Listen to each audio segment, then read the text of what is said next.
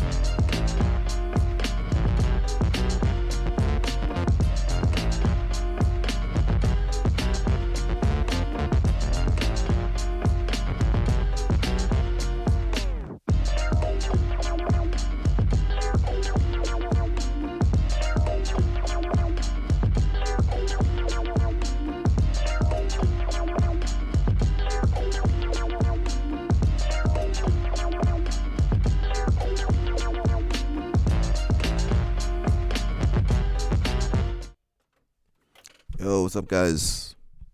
Happy Monday. What is Monday, guys? We don't have a... Carol asked me what we call the days. I don't know what we called Monday.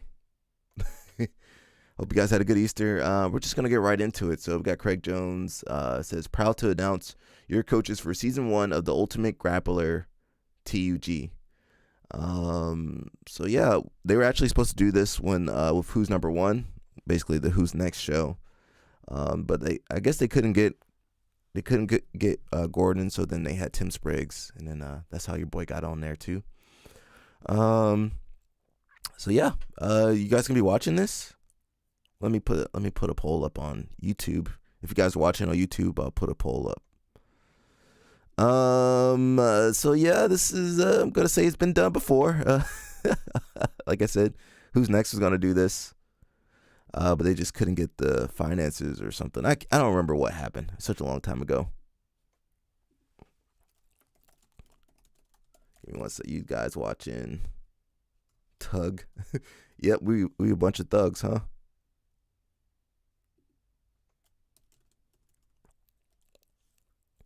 Can I start the poll? Oh, there we go.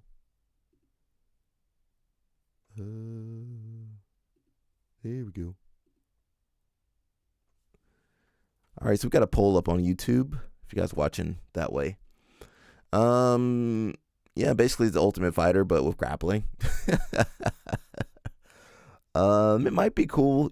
I think the whole idea. I mean, obviously, the UFC is gonna put $12 million into the sport, but it's gonna be to find some up and coming grapplers, and I think that'll be good. Because Who's Next? You got a lot of different athletes from that. You got the Tackett's. Basically, well, William Tackett was already popular, but then you got Andrew. You got Andy Velasquez. How do you say that kid's name? The wrestling kid. You got him. You got a few other people. Who else came? You got J-Rod. J-Rod came through that. Big Dan.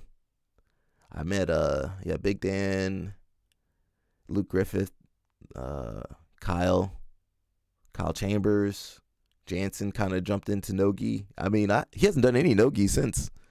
Maybe he'll do some no-gi, if you guys know Jansen. I think we got a video of him. Who else was on that show? Renee. The Sultan of Strangles. Coolrack. And some other people, too. A lot of other people I can't remember right off the top of my head. But a lot of good guys. So, hopefully, I kind of want to see them do it with the girls, too. Because we already seen it done with the guys, but I don't know if you want Craig and Gordon in charge of girls, though. So it might be good. Let's see some of the comments. Says, going from tough job to a tug job. Y'all, dang it. They did not think about that name, did they? Dang it. Yo, Craig Jones got us again, guys. He done got us again. The tug. Yo, we cooked, bro. We can't even have a cool name. What else did I say? It says, thank you for this opportunity, Uncle Dana. I mean, at this point, they out of ideas. We rehashing the same old stuff. Someone says, get me a CJI ticket, brother. Is that the outfits you're going to be fighting in? Yep, that's the exact outfits that they're going to be fighting in, guys. They had me at Gordon and Tug. Oh, no. Craig Jones got us, guys. You are the A-side. Tug After Dark, uncut. Oh, Jesus. I think the only fair way to conclude this is a bare-knuckle boxing match. Yeah, so, we always got some controversy. These two guys can sell. They can sell some, I was about to say sell some tickets, but they can sell some views. If nothing else, just from the drama. I don't know what the skill's going to look like. I hope the people are skilled. Yeah, obviously, if you guys want to read some of the comments, go on the Instagram. I can't read any of those. So now we got Nicky Rod. We're going to hear from him after his match at Who's Number One. Let's see what he's got to say. Who's Number One main event. Nicky, how you feeling, man? Yeah, I feel great. I was really looking forward to getting the submission, but nevertheless, I'm happy I was able to win in a dominant fashion. I faced some adversity out there, and adversity breeds champions. So I overcame it, got on top, and did what I wanted to do. There you go, man. He came out pretty aggressive with the wrestling, and put a good pace on it early. What were you thinking early in that match when he was coming out guns blazing? I remember specifically thinking that he felt really strong and he was going to get tired because everything he did, I felt like he was using close and maximum strength, like the collar ties, the 2-on-1s. I felt him squeezing me really hard. And typically, if you're going at 100, you start at 100. You can't keep 100 the entire match. You start fading. So that's what I was anticipating going to happen to him was some fading in his cardiovascular endurance, and that's what happened. You ended up getting that takedown, going to mount, controlling the fight from there, looking for submissions from there. Was there one moment where you felt like the tide was starting to turn and now was your time to strike? Was it the takedown, or was it maybe even before that? Yeah, well, the moment I got off of bottom, we were kind of on the side of the mat, and he looked me in my eyes and kind of like gave like a big heavy breath. Oh no. And to me, that body language tells me that that he lost a bit of hope. He was hoping to be able to hold me down the entire match. Well, and that kind of like I got off of bottom, the distressed body language, kind of on the side of the mat, and kind of he looked me in my eyes and kind of like gave me a bit of energy, maybe some dopamine. Oh, no. And to me, because I saw his hope fade, and then soon after a little bit of hand fighting, and I get to like I take kind of a okay shot, and he kind of gives me the takedown due to fatigue, I believe. And from there, I was just gaining defeats momentum. Everybody, guys. I was able to essentially pin him the entire time, the rest of the match. Unfortunately, wasn't able to get the submission. But I believe if I did take more risk, having more confidence in my ability to pin and my ability to submit, I could have acquired the submission. But again, that comes with time. Bit more matches, more experience, more knowledge. To me, this is one of the best performances I've ever seen from you, coming back and beating somebody that was able to beat you earlier in your career. Is there any extra flavor or any extra, does it feel a little better because it does prove that you are progressing? It's a pretty rapid rate to be able to beat guys that you were facing once upon a time like that. I'm definitely happy with my progression, but it's not just me. It's due to, I have the best team in the world, B Team Jiu-Jitsu. I have amazing peers, training partners, coaches that we all keep each other accountable, keep each other training hard, not only in training camps, but all year long. So I really attribute this win and this success, this gain in technique and knowledge and skill overall to my team. That's good. Weeks ago, you took a loss to Victor Hugo. I feel like for a lot of people, loss in a high-profile match like that would kind of shake them, move them off of their confidence. Seems like it never did that for you. What was the key for you being able to keep your focus through a big match like this as well? For me, I absolutely love winning, but more than anything, I hate losing. So I make sure I do everything possible not to lose and to see success out there. I definitely, it was hard at the beginning of this training camp to kind of forget about my previous loss to Victor Hugo, especially in the way that I lost. But I understand why I lost, and I understand that I think it needed to happen. I feel as if maybe I was a bit too confident, maybe too arrogant. before the Hugo match. So I think this These just guys all pretty young humbled guys. me. That Still loss like humbled me. 27, And 26 or something. I know it happened just so I can become the best version of myself, and that's what I'm chasing. I'm chasing perfection, although I'll never achieve perfection. That's what I'm going after. I mean, it's about to say You can never know profession. for sure, but do you feel like that match a couple weeks ago was important for you to be able to come out here and have such a crazy good performance like you did tonight?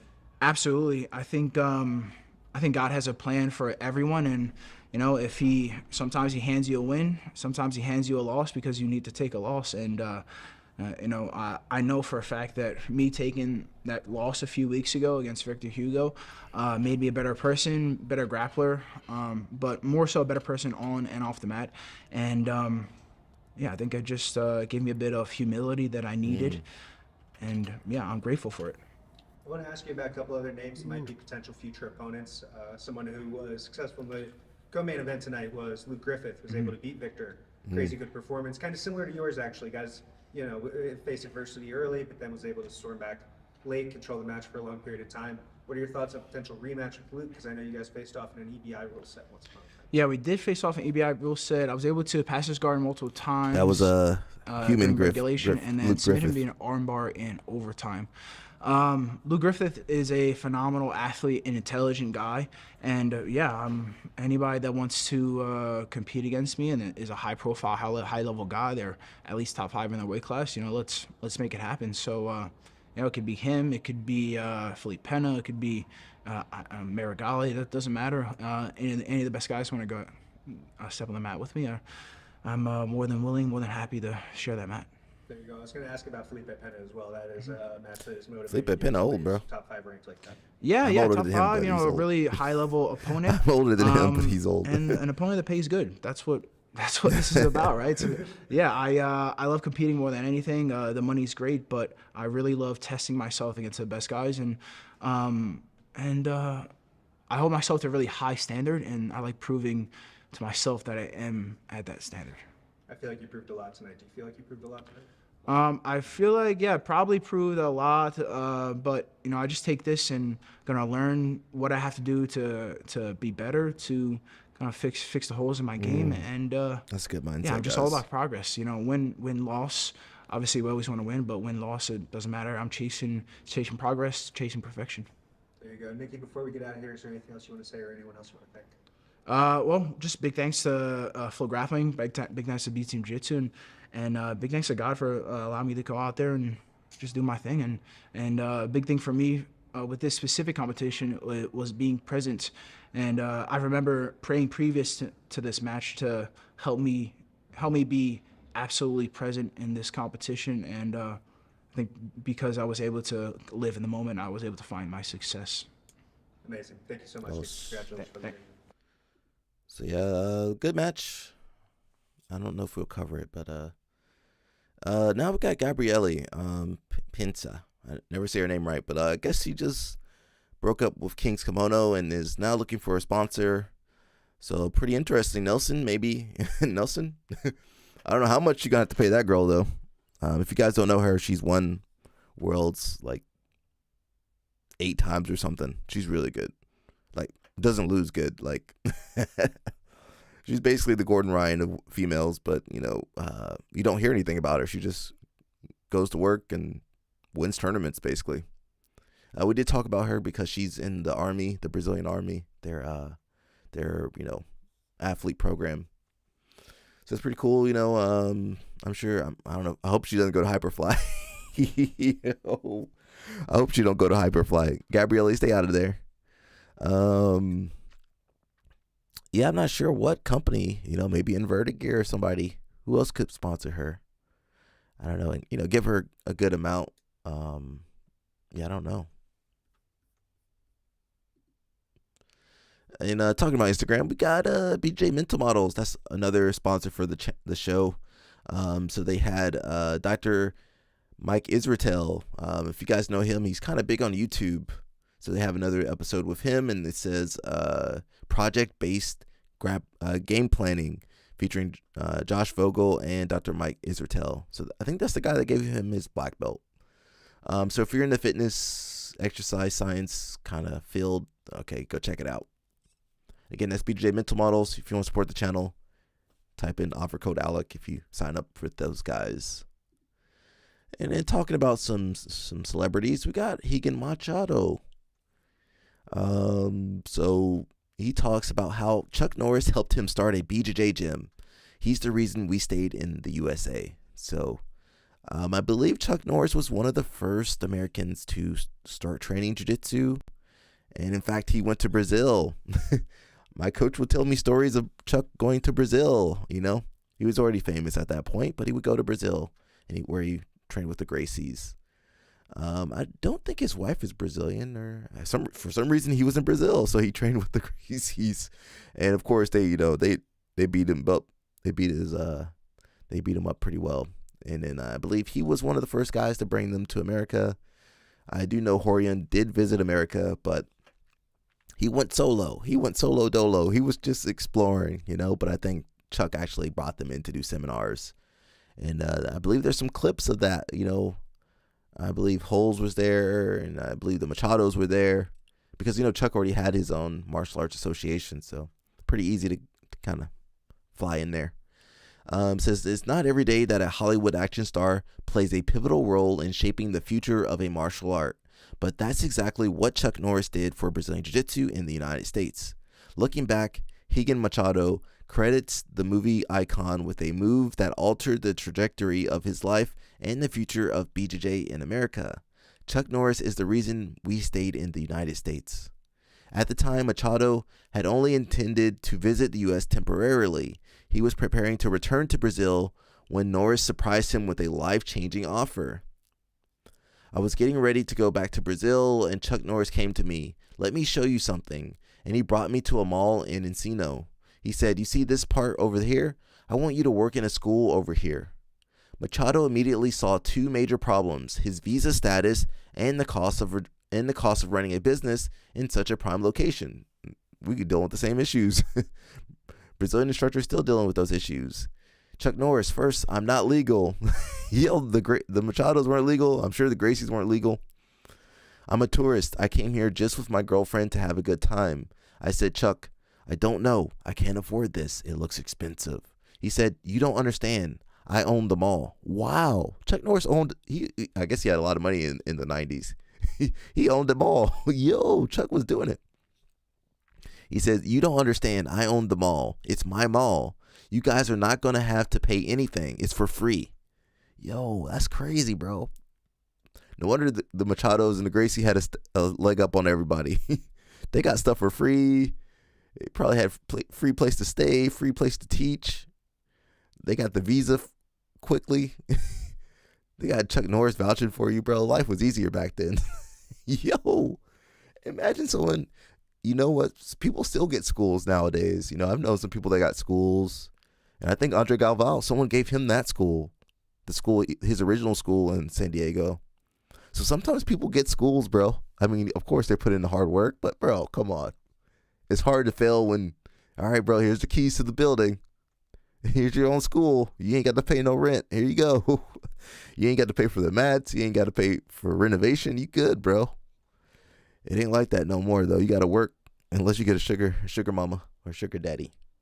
Like some of you guys. He says, you can stay here for 4 years. You don't need to give me one dime. And he helped to market, and that's how the Machados started to grow. I mean, basically, here you go, brother. And they were just, you know, I mean, obviously they were good, but they were like the Gracie cousins. And then, bro, yo, here you go. Here's the key. Here's the key. There you go. 4 years, no rent. And I'm going to help you market. Bro, nobody would fail.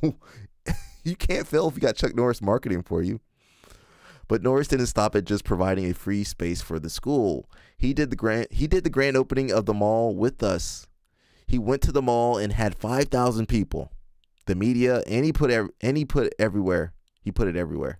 He did the demonstration in the middle of the mall with us. Bro, come on, bro. That ain't fair, bro. Chuck Norris brought 5,000 people. Dang. All right, you connections work, bro. 5,000 people, bro. And he's doing demonstrations, breaking boards, high kicks. You know people already sign up. Then came one of the most important pieces of the puzzle, helping Machado secure his legal residency in the USA.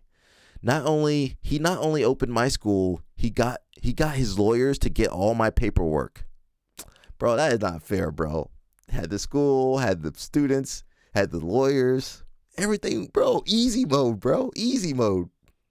Yo, life not fair, guys. I'm sorry. Life ain't fair. So you had the lawyers do all his paperwork. His lawyers right away got letters from everybody. Jean LaBelle helped us to sign the letters. He had 100 letters from celebrities, friends of Chuck, and we got the citizenship in 1 year. Dang it. Yo, they got in, bro. They got it good, bro. They making money. They in the movies. They had the easy school. Dang. Some people lucky in life, bro. Talking about luck, we got not luck, but we got Rampage over here. You guys like Rampage Jackson? He says jiu-jitsu has had a bigger impact on America than boxing. And then we kind of saw Chuck Norris over there bringing the Brazilians, bringing the Machados over pretty much free of charge. Dang, bro. They got it easy, bro.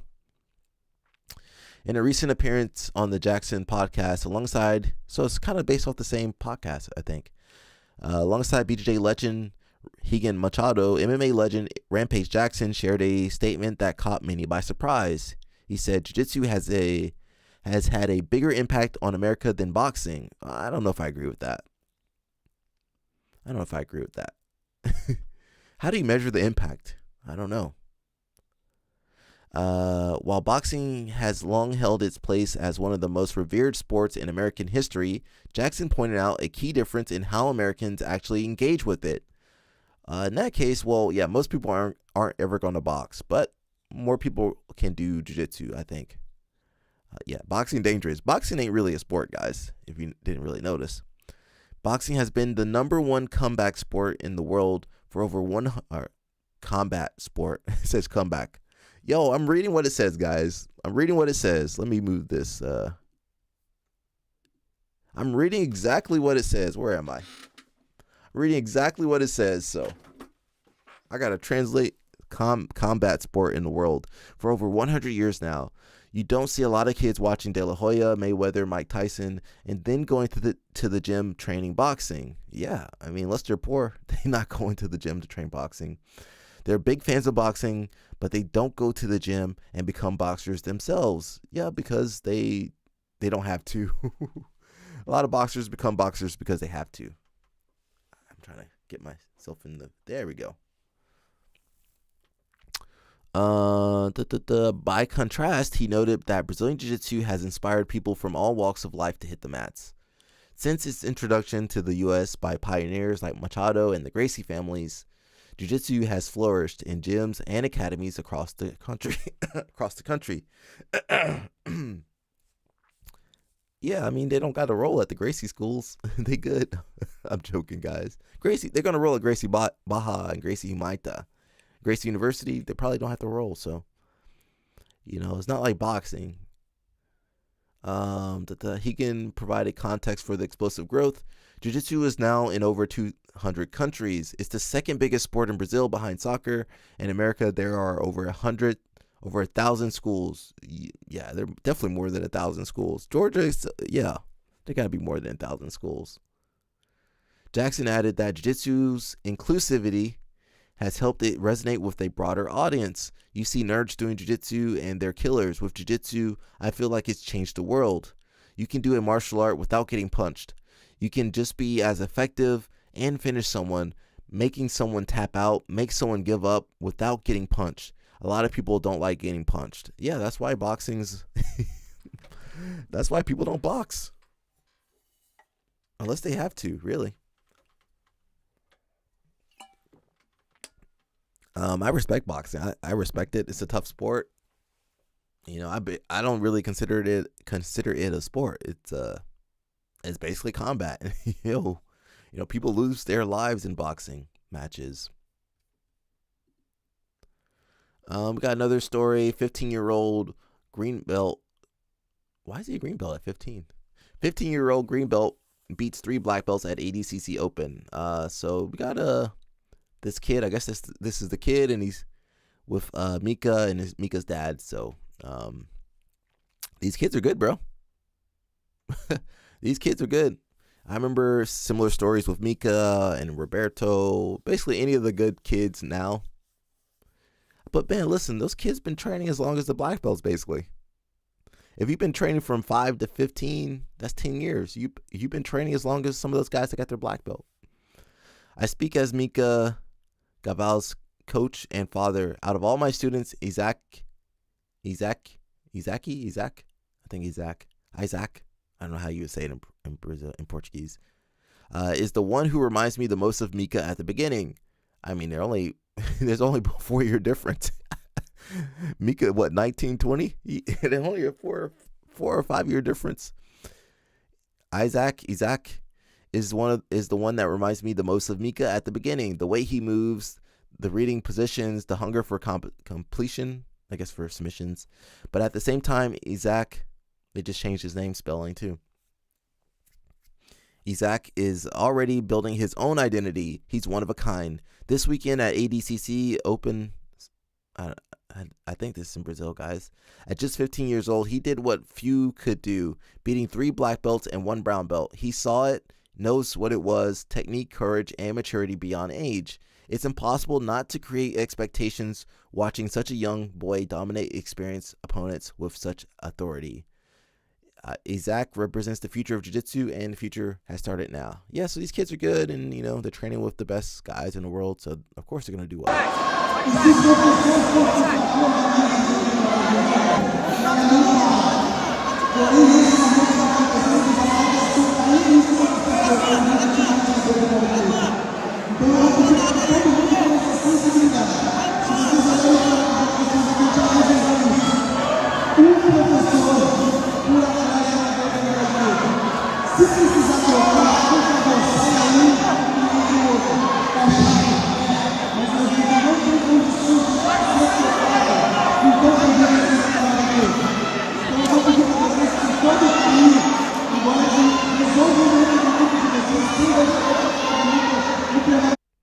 Them kids also strong, bro. Don't get it twisted. Them kids strong. Bro, these kids, it don't make sense. They be stronger than me. I'm in my 30s. But bro, a lifetime of training, they're still stronger than me. You're like, wait a second. What's going on over here? When a kid is when you like 15 and you're stronger than me, I'm not saying I'm strong, but bro, come on, bro. Something's up, bro. When you stronger than me, I'm like, wait a second. I've been working my whole life, bro. And some 15-year-olds stronger than me? Well, I guess it's possible, But yeah, I don't know. I have questions. We have questions, huh? I think we got some Gordon Ryan. What's Gordon Ryan about to do? He's gonna show some mount escapes, so we all need that, huh? Gordon Ryan! I'll pay the light tax, Gordon. Actually switch sides. The top guy is not good enough to actually do anything with the isolated arm, but the bottom guy is so terrible that he can't actually escape bottom position. So how can we start dealing with this when the arm is isolated over the head? The first thing we're going to look to do is we're either going to go with a hip post like so, or cross hip post like so. Now, what is the determining factor on whether we go in with the hip post or with a cross hip post? Simple. Whoever wins the battle for inside knee or elbow position will determine where I'm going to place my hand. If my right elbow, can get inside of my partner's knee from here, then I go with the hip post. If my partner's knee is inside my elbow, look how big Gordon is compared to the Uki. I have to go to a cross hip post. Like you can't just so the first thing we look at is there. what we're going to do with our free hand. We're either going to go hip post if I can get my elbow inside my partner's knee, or if his knee is inside my elbow and up high, then we go cross hip post. And now from here, we can start to go to work. And the first thing I want to do is I want to start giving a bridge up and over my left shoulder. The bridge over my left shoulder will force my partner to either base his hand out completely or base his elbow out just enough so that I can take my left elbow back to the inside position. Now, notice as I bridge to one side, it puts all of my partner's weight onto one of his knees, okay? As the weight moves onto one of my partner's knees, you don't just bridge and bring your arm free and then your partner just immediately goes back to an underhook or goes back into attacks. The second we bridge, we end up here. And now we either go 2 hands to the hips if my elbow's inside, or we go hand over hand on my partner's hip on this side. And now from here, we can either start kipping to bring my knees back to the inside position, or we can start to go into inside elbow escapes, where we just walk, we shrimp away, and we bring our knee to the inside position, and now we can easily go into all of our attacks from here, all right? So right from here,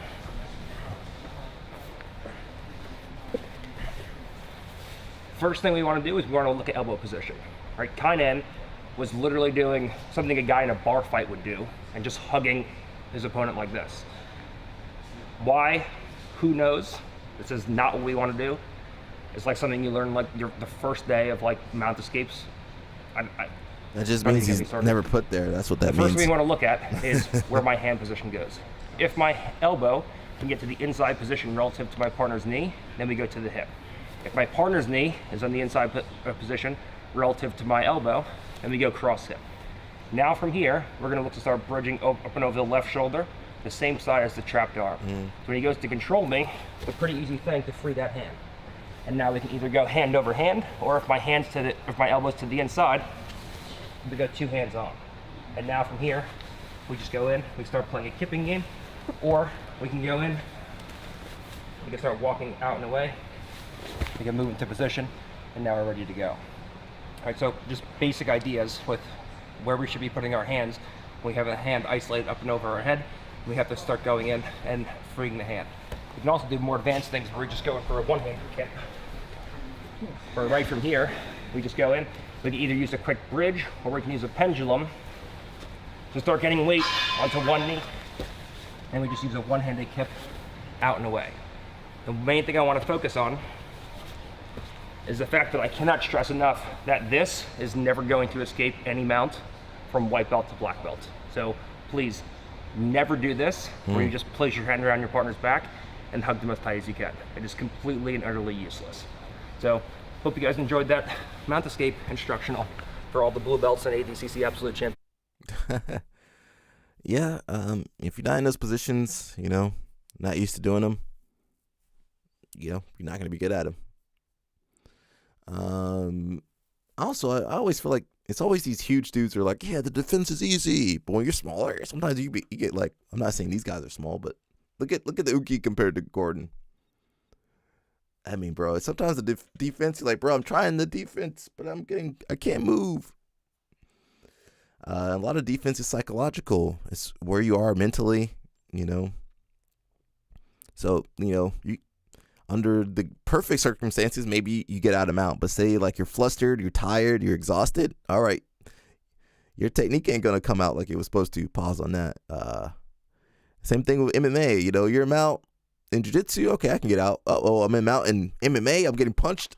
Stuff's changing. So people, your skill is going. Well, some people, their skill stays the same, right? It's just like that. But then other people, depending on their mental state, their stress, their energy levels, their jiu-jitsu can start to waver, and so yeah, things happen, bro. Things happen. Athletes choke. Athletes, are people. Talking about Gordon Ryan, let's go back to Craig, because that's the only 2 people in jiu-jitsu: Craig Jones and Danaher and Gordon Ryan. That's the only 3 people. The Trinity of jiu-jitsu. If that's our Trinity of jiu-jitsu, bro, we screwed. Craig Jones admits CJI revenue from day one was lost entirely. What does that mean, Craig? Hopefully he talks about it. Is there a podcast? In a surprising revelation, Craig Jones shared that the inaugural Craig Jones Invitational, CJI, lost all the revenue from its opening day due to music copyright and complications. Oh, no. So are they saying the stream on YouTube? Oh, no, bro. Let me move it so you guys can see, too. Yo, YouTube got him, bro. So listen. I be talking about, when I play music, I'm like, oh, no, the music's going to get me. But look here, Craig Jones. Should not have shown that. Sorry, guys. It was a pin, guys. It was a pin I had. I'm always like worried whenever I play music on my channel, because I'm like, oh no. And you guys are like, bro, he keeps talking about it. I keep talking about copyright, music, copyright strikes. And then look at that. Craig Jones, millions of views on his on the CJI event. They got hit because of music. And bro, you play 5 seconds of music, they're gonna get you. 5 seconds, they get you, bro. If you play a little clip, some music company's gonna hit you and take all your money. What's going on, Jason? Good morning, bro. Hope you had a good Easter. He says, I can't imagine Atos doesn't practice mount escapes. Nikki is probably really good at mount. Atos is really a good school, but my experience with Atos guys was that they were always rolling for their A game, you know. That's how I always felt like those guys. I felt like they were really good at their A game, and they always had to rely on their A game, but you know, to work their B game or their C game, it was kind of like, it didn't seem like that was the right environment. You know, because you got to be humble when you do those. You know, I think we watched New Wave training. You know, they were starting mount. You got to be humble to start in those positions because sometimes you're gonna get caught, right? Or you know, EBI rules on the back or in the arm bar. You got to be humble because sometimes you do your best, but then you're in a bad position, you get caught. But I always kind of felt like Atos, maybe it's changed, but at the time when I knew more Atos people, I felt like they only could rely on their A game and everything else kind of suffered. And we kind of see this with some athletes, don't call me out, but I kind of saw this with like Andy Murasaki and some of the other guys. Like they were really good at like this one game, but they would always use that one game. Like I was like, because that one game worked most of the time. But in other positions, I just felt like they didn't have time to really cover unless they did it on their own time. Yeah, I felt like that might be. I also feel like that was one reason that Keenan didn't do well there because he liked to experiment.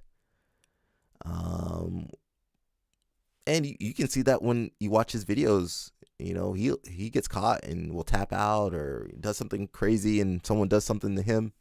But I just didn't feel like the Atos guys had that same mentality. Especially Kynan. You think Kynan's working mount and back defense all the time, or is he just crushing people left and right? And there's probably nobody for him to really. Who's there for him to really train with like that? I feel like a lot of those guys kind of moved on, right? Like Barbosa. Dominique Bell's kind of, I don't know if he's still at Atos. I could be wrong. But I feel like a lot of those guys kind of moved on to different schools or different programs. Yeah, I mean, he's got stuff he can improve on too. Where was I at? So yeah, they lost revenue because of the music copyright. Guys, listen, that's why I be complaining about music all the time. And I know you guys hate to hear it, but it affects the revenue. It affects the channel because those music companies don't care. You play a clip, 5-second clip, they're gonna hit you. It says we lost day 1 due to copyrighted music and only made money off day 2. I wanted every dollar to stay on our channel. So that's potentially thousands to tens of thousands to maybe hundreds of thousands of dollars that they needed for their business. Despite the hiccup, Jones made it clear that this decision was a strategic one aimed at ensuring long-term control over content and maximizing future sponsorship agreement. So that's good that they have everything in-house. So, you know, if you want to sponsor B Team, you got to go through them. If you want to sponsor CJI, you have to go through them. Everything goes through the B Team channel. So that's very smart on their part. Whereas when you have a second source, you know, basically when you outsource it, think about IBJJF, which they can still stream their events. They do stream their events, but they have a contract with Flow Grappling to, you know, host, you know, the tournaments and kind of, you know, well, definitely if you want to watch your matches, you got to go through Flow Grappling. So Flow Grappling kind of has that lockdown. Not to say anything bad about Flow Grappling. I'm just saying that sometimes it's good when you have more control over your product versus giving someone else control of your product. Same thing with social media. When I'm putting these videos up on YouTube could copyright strike me. But, you know, because I have the videos, I can post it somewhere else. But if I was doing it through someone else's channel, I wouldn't have any control over anything. We got a bot in there. It says the more views we get on our channel, the better for sponsors to build CGI too. So yeah, sponsors want to see numbers. So if they see millions of views, they're gonna put more money, millions of dollars. Even with the initial financial loss, well, it was a learning experience. The event achieved an impressive philanthropic, I never say that word right, milestone. Speaking from Rio, Jones announced that the tournament raised $500,000 for cancer research. Wow. With the funds going to Tap Out Cancer, a nonprofit that rallies the martial arts community to support cancer-related causes. In total, Jones claimed that CJI donated approximately $750,000 to charity. That's pretty great. How much are these other people donating to charity? Is UFC donating to charity? Is IBJJF donating to charity? I don't know. But they said basically $750,000 to charity. Here is what John Thomas, the founder. Oh, what? John? I was like, John Thomas, not the YouTuber guys. The Tap Out Cancer guy says, these gifts help accelerate our lofty goals and plans to give the global BJJ community the opportunity to fight for those in the fight of their lives. Yeah, so yeah, pretty awesome, guys. Whew. We haven't even got to Reddit, bro. Can we watch a video? Let's watch a video first. Actually, we can't watch that video. We gotta wait. Is there another video? Okay, let me just keep reading. So Danaher, the Holy Trinity of Jiu-Jitsu, Danaher, Gordon Ryan, and Craig Jones. Danaher shares advice on what you should do if a move fails in training / competition. Well, you should bail out. You should bail out on the move. It goes without saying that you will, as long as you train, keep failing at certain moves, sometimes more than once. But what should you do when you fail? Should you keep going for it or transition to some other technique? Well, Danaher has a lot of experience when it comes to this topic, as he's coached many elite competitors and amateur practitioners through it. Here's what he had to say. Let me just read this. So it's a post by Danaher, and this is Super Saiyan Gordon Ryan versus Keenan. Most of your attempts at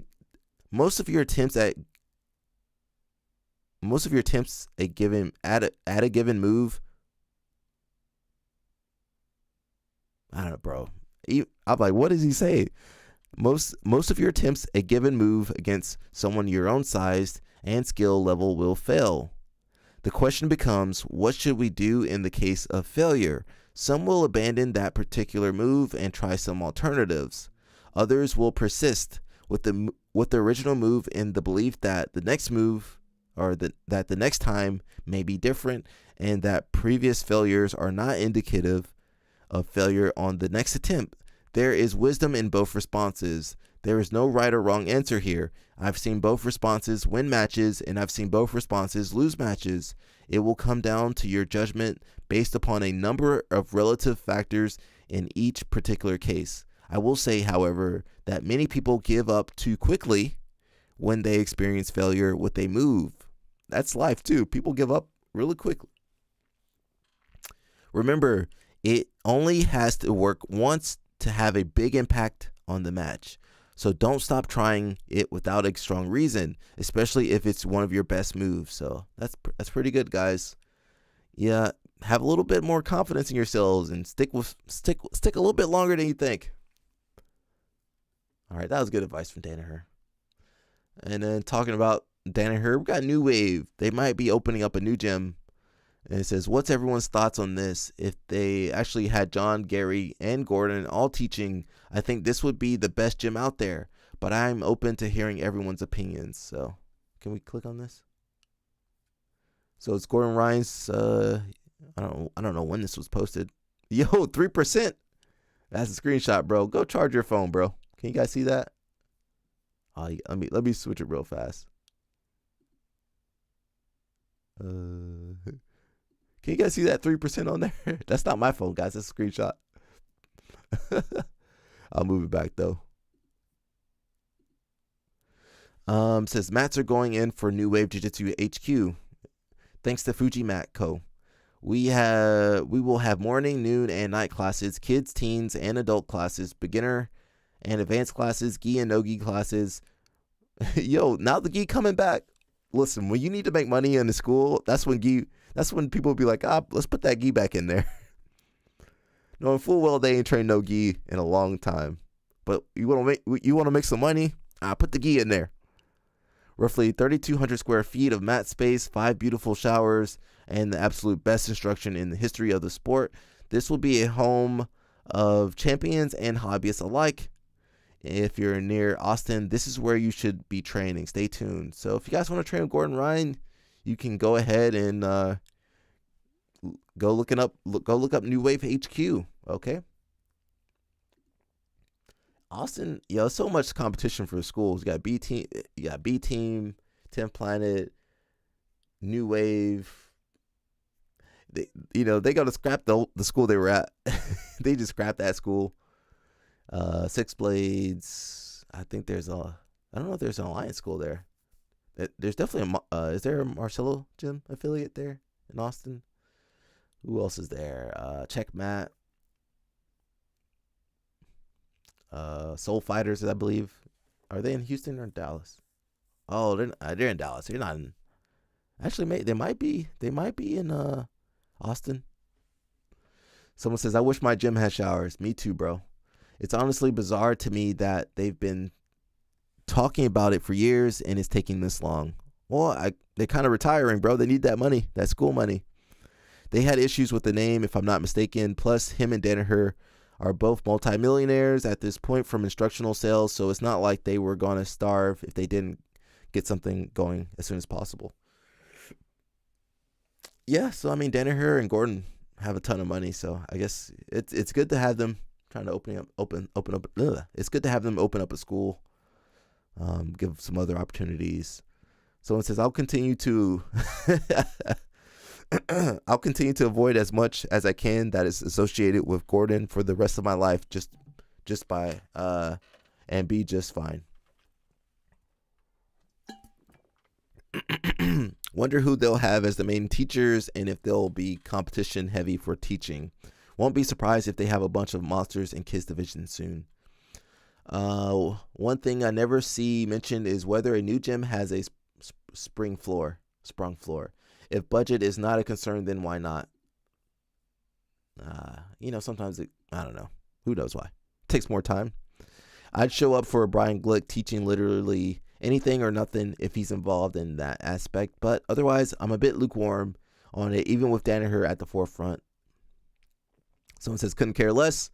I wonder who's going to be teaching the gi classes. Margali, perhaps? Yeah, pretty awesome to have Margali out there. What's going on with my server? 1 second, guys. Okay, we back. Margali, I mean, he's one of the best guys in the gi, right? Someone says, I wouldn't be surprised if it's them teaching. Gary likely no longer competing, at least in BJJ. Not sure how many fights he has left on his contract with one, but he's a great instructor. Between him, Gordon, and John, they could all easily manage classes for everyone. Even when they were at Henzo's, everyone trained together. Whether it was hobbyists or elites, everyone was in the same room. Not everybody was getting the same attention, though. I'm sure they all know how to run a gym. I do think they need a good manager / office manager to take care of people's monthly payments and just promotion of the brand and social media stuff, plus keeping the place clean, as that can become a lot quickly. Yeah, they definitely need someone to keep that mat clean. I'm sure instruction will be amazing, and a lot of athletes might jump ship there. But coaching good athletes with a solid base from previous gyms and building athletes from scratch is completely different. It will be interesting to see the progress. Well, that's going to take a while. That's going to take at least 5 years to build some people from scratch. The The graph showing people's hatred for Gordon directly correlates to their love for the marketer Craig Jones. And there's an equal amount of cringe on both sides. That's our Trinity, bro. That's our Holy Trinity of Jiu-Jitsu. Craig Jones, Gordon Ryan, and Danaher. Someone says $500 a month at least. I can't wait for the drama to unfold with how they are paying people to teach. Yeah, who knows? We'll see. Got another post. I think Dan Lucar brought this up, but it says coaches, not him, but he showed me this post. He showed it on his social media. He didn't show me personally. Says coaches, would you be against a student using a half guard as an A game? So we talked about Atos and how previously like they could only roll with their A game. So that's what I kind of mean. Like, A game is your what you rely on, but like the other stuff that you need to work on. Yeah, I'll work my mount defense later. I'll work my side escapes later. I'll work my armbar defense later. That would be like your C or D tier stuff. So let's see. My training partner is pretty solid purple belt. He uses half guard with a knee shield as his A game, and every time our head instructor yells, "Stop using half guard as your first layer of defense." Just curious on what the coaches on here think about that. Training partner is roughly 175 and maybe 5'8" if that matters. So Dan Lukart had his take on this, but let's read some comments first. Says there's a big difference between don't use half guard as your A game, like you asked, and half guard shouldn't be your first layer of defense. So it is two different questions that your coach said. Your friend's feet should come before knees. His A game knee shield isn't going to be less effective if they have to work to get around his feet first. Not the best sentence or paragraph. So it says, however, why would you necessarily want them to work to get around your feet? His A game knee shield will be less effective if he isn't even applying the knee shield. Sure, the idea, that doesn't make any sense. Let's move on. Maybe your friend is stuck in their development and your coach is trying to open their mind. That's true. This is probably the right answer. There are great BJJ guys, world champs even, that play half guard. Yeah, but they can also play other guards. They're not just limited to their half guard. Renzo Gracie told me to do nothing but half guard. Why is that? Because he only has one leg. Oh, that's not true. Short, stocky build, and his high percentage for sweeps and transitions to leg locks and other guards. My current coach, who is a Renzo Gracie black belt, has tried to get me to diversify more, and I've been working at it. Renzo's school tend to teach good half guard techniques, especially sweeps. Someone says, I'd like to see your coach pass my half guard and knee shield. You probably can, bro. You on Reddit, bro. Your guard probably is terrible. What if his coach is Guy Mendez? It would be more of an MMA focused school. Bottom half guard gets funky. Or it could be more of a MMA focused school. Bottom half guard gets funky when you can throw elbows and punches. Well, every guard becomes funky. Damian Maya. Yeah, they're mentioning Damian Maya. Ooh, that's a good one. Maybe we'll look up Damian Maya. So he played half guard in his MMA matches. Someone says it's an S-tier guard game for me. It's an S-tier guard game for MMA. High-level BJJ player chain it with their wrestling and being able to sweep instead of getting battered is a big advantage. I don't really. Half guard. I mean, if you want to specialize in half guard, awesome, great. If you're a purple belt, purple belt, you can experiment, but you should probably have some other games. As far as what I think they're trying to get at is that you want some other layers of defense. So that would be like having open guard retention, maybe some type of spider lasso, De La Hiva game before you get to your half guard. Because half guard players tend to only do their half guard at a certain level. I assure you, all those half guard players, they can play other guards, but In this case, it might be that the guy only plays half guard. And, kind of going back to Danaher, he said you got to know when to bail out of a move, to transition out of a move, and when to stick with a technique or a move. So you should be using the right guard for the situation, if that makes sense. Whereas some people only have one guard, so it's got to be multi-use. I prefer using the right guard for the right situation. So, maybe the person you're going up against is really great at killing the half guard. They're really good at shutting down the half guard. But if all you have is half guard, you're screwed. So you go to where your opponents are weaker at. So maybe a spider guard would be the better fit, or maybe an X guard, or maybe some deep lasso. So I'm not saying you guys need to be well versed in every guard game, especially a purple belt, but you can become too reliant on the technique. And my friend Chris Moriarty was like one of the first guys that brought that up to me, because he used to have like this amazing triangle, probably still does, but I think he got to a point where he was just catching everybody with the triangle, and maybe other parts of his game started to kind of become neglected. So that goes back to having your A game. If you're always focusing on your A game, your other things are going to start to suffer. So your back defense, your mount defense, that stuff that you're never going to get to if you're decent. You're not going to get put in those bad positions if you get to a certain level that often. So that stuff kind of deteriorates. So you should keep focusing on different parts of your game anyway. Especially a purple belt. Okay, your half guard's decent. Okay, let's build that De La Riva now. All right, De La Riva's good. All right, let's go to something else. So you should be constantly under construction. Your game's are always under work. All right, so I don't know, man. I don't tell people what to do no more. So talking about half guard, we got Lucas Leitch. He's probably one of the better known half guard players. Like offensive attacking half guard. So we got a little highlight reel. I think the music might get me, but we'll see. I can always turn it down. Yo, the music, bro. Even when I turn it like 5%, the music still gets me. So that's Lucas Leitch. He's known for the Coyote half guard game. Oh, shoot, you guys can't even see. Very effective game. Oh, I definitely can't play Bob Marley. So he plays that Coyote. He's kind of the one that made it famous. I want to see some tournament footage. Okay, he got some tournament footage too. So he's kind of one of the leaders at Checkmat.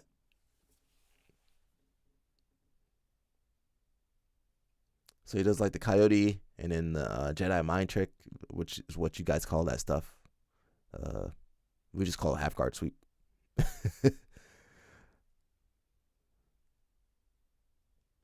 Yeah, but Lucas Leitch can play other guards. Here he is in the X guard, kind of sit up, there you go, single leg X into the technical stand. Nice. That's Sanji Ribeiro. That was the final. What was the final of? Hey, look at that. That's cool. If you guys want to see a video on Lucas Leitch, let me know in the comments.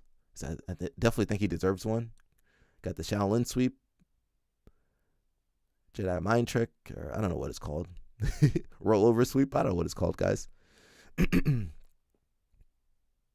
Nice. It's very, very, very beautiful half guard. That's not what the Reddit person's doing, though. The Reddit person probably just holding half guard. Yeah, so you can do half guard can be very versatile, Nice. I think that's Admar Barbosa. I fought him before. That's how old I am, guys. I'm old. Nice. Hey, oh, look at that half guard, bro. Look at that half guard. A little bit of no-gi, too. Can work in no-gi as well. Nice. Little crab hook to the back. Nice. Here we go. Little sweep. Was that Kron Gracie?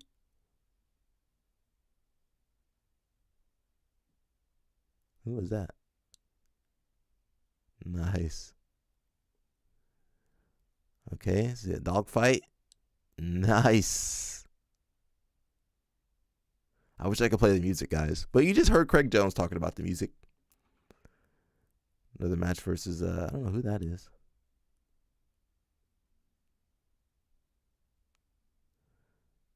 That's, what's that kid's name? What's that guy's name? Is he with Pedigo? What's that guy's name? I can't remember his name. If anybody knows the name of that guy in the white gi. Sanders? No. He's a wrestling guy. What's the wrestler guy? He's a wrestler guy, I think. Hey. AJ Agazarm. Nice. So just good half guard, bro. Half guard is pretty amazing. Nice on the back. Is that Bill Cooper? Yeah, that's Bill Cooper, I think. Back to AJ.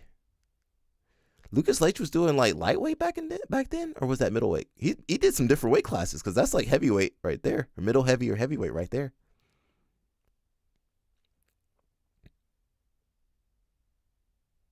Nice. It's Calisans, I believe. Calisans, yeah, right there. So he's actually pretty. That's Kron Gracie for sure. Hey, Gracie Jiu-Jitsu.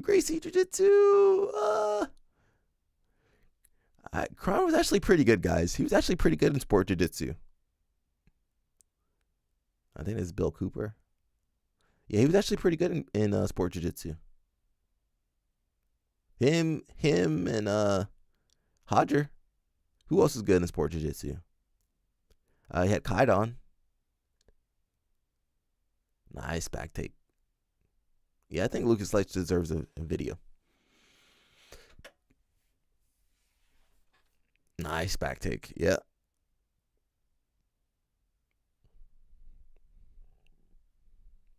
Nice. Yeah. I mean, heck, he was fighting Margali, bro. I think at heavyweight. Is that Bill Cooper? Jeff Glover? Who is that?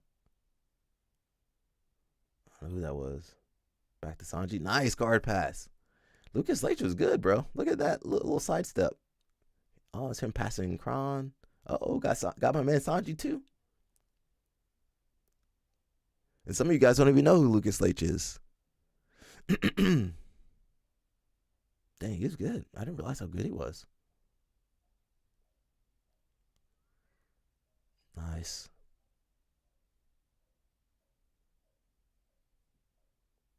A little bit more dynamic than Bernardo, huh?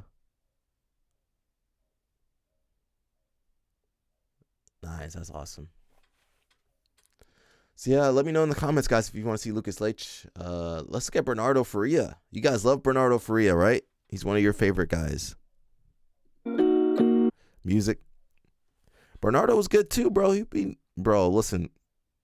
He has some good attacks. Umaplata, armbar, triangle, up, cyborg.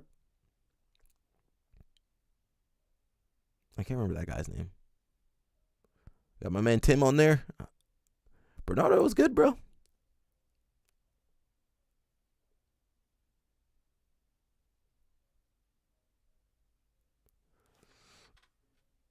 Oh, takedown. Oh, okay.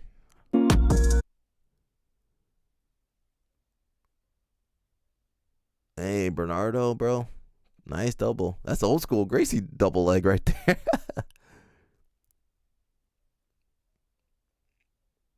And man, he get on that leg. That was it, bro. I wish I could play music, guys, but you know, I can't.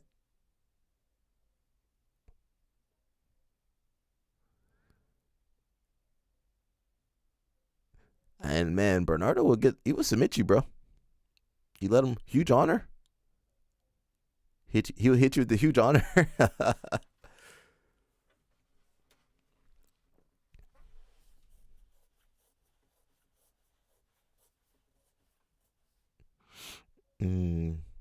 Yeah, taking it back. Let's see some other. I want to see some half guard Bernardo. There we go. AJ Agazarm. AJ and Emi and everybody video. He all up in the video. And yeah, Bernardo had actually good passing. Good passing. Look at this. Yeah. Over under. Yeah, for sure, bro. pressure, bro. He got that from Fabio Gurgel. They would just punish you. Poor AJ, bro. What did AJ do to deserve this kind of treatment? What did AJ do, guys? Yo, Mount. All right, do the Gordon Ryan escape. I don't think the Gordon Ryan escape works at this point. When you outsized and outclassed, a little toe hold. AJ don't really tap though. Yo, my man's like, why did I sign up for this absolute division?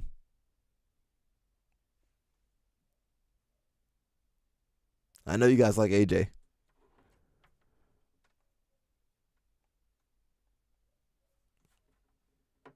Alexander Trans, man, his name did not age well. Someone says, isn't he the guy with the YouTube? Yeah, bro, he was a good competitor. He's still good. It's crazy because he can smash, all the guys he be filming with, he can probably smash those guys. Pause on that. I mean, in a grappling sense. Alexander Trans, shout out to my Danish brothers. My Scandinavian and Danish brethren. He the original the original Wrzinski. Before Wrzinski, there was Alexander Trans. I'm surprised he never won Worlds. I believe he moved to Texas, but I think he could have won Worlds.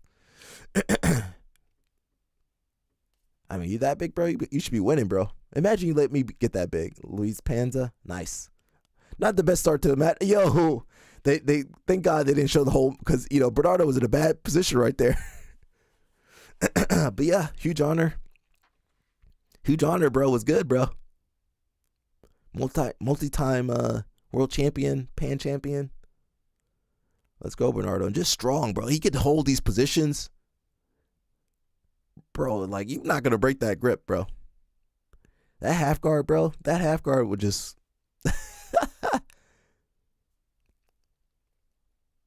Yeah, he's still good.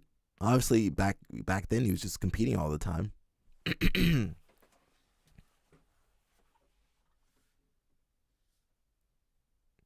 Yeah, I wish I could play that music, but that music get me. We covered the Gordon Ryan's Craig Jones story, and he said the same thing. And Bernardo he had a good omoplata. Look at this omoplata, bro. Nice triangle. Look at that. That was smooth. So the purple belt in the last Reddit video, you need to get some other skills, bro. Because you got a lot of half guard specialists, half guard passing specialists,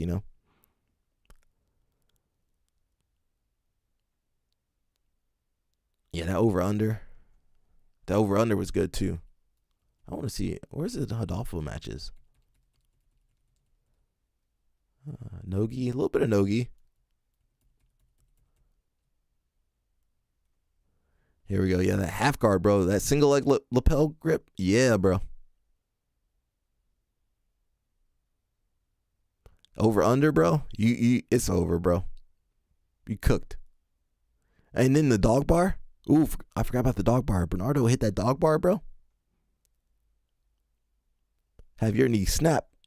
Snap your knee quick. Yeah, Bernardo was good, bro.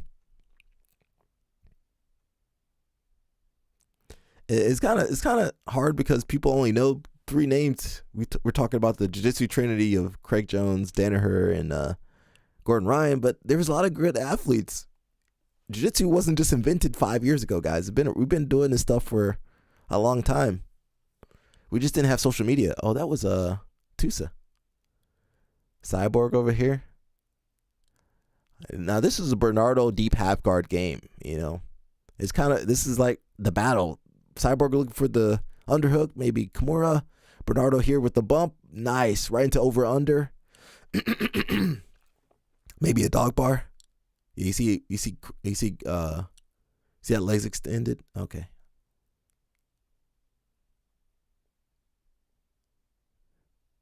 Nice. Even Cyborg used to do gi and no gi. On the back, yeah. Nice back take. Chair sit to the bow and arrow. There we go. Nice.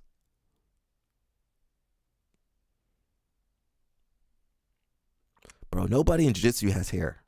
What happens, guys? What happened to everybody's hair? Cyborg had a little bit of hair. Bernardo had a little bit of hair. Everybody's hair. Nice. Who's that? That's I can't remember who that guy is. No, I don't know that guy. Someone says that's the excessive patches on the gi days, bro. I miss those days, bro. I used to have all, because you have your sponsors, bro. You got paid for those patches, bro. Or, you know, say Alliance patch, you had to put that on there. You had to put your Fiber Gradale patch on there. We were cool, bro. I need to find a patch. Yeah, I used to be sponsored by Show Your Roll, bro. I had all those patches on my gi, bro. The rubberized patch, vinyl patches, I was stunting, bro. Yeah, we patched that thing up, bro. We didn't have as many rules back then. Nice. Let me see if I need to see if I can find a picture of me with my gi. Let's see.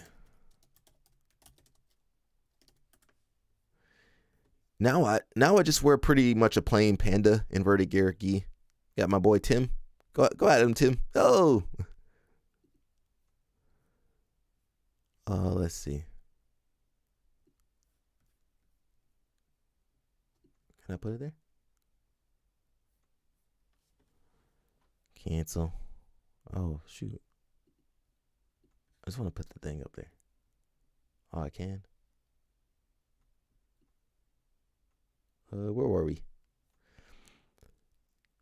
Yeah, so that's Bernardo. We covered Lucas Leite. We covered Bernardo. You know what? We got to look at Damian Maia. Where am I?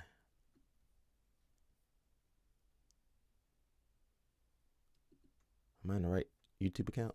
Nope. Bro, why it got me switching my YouTube account? Ah, don't look, guys. Don't look. Can you guys see? That's the stream right there.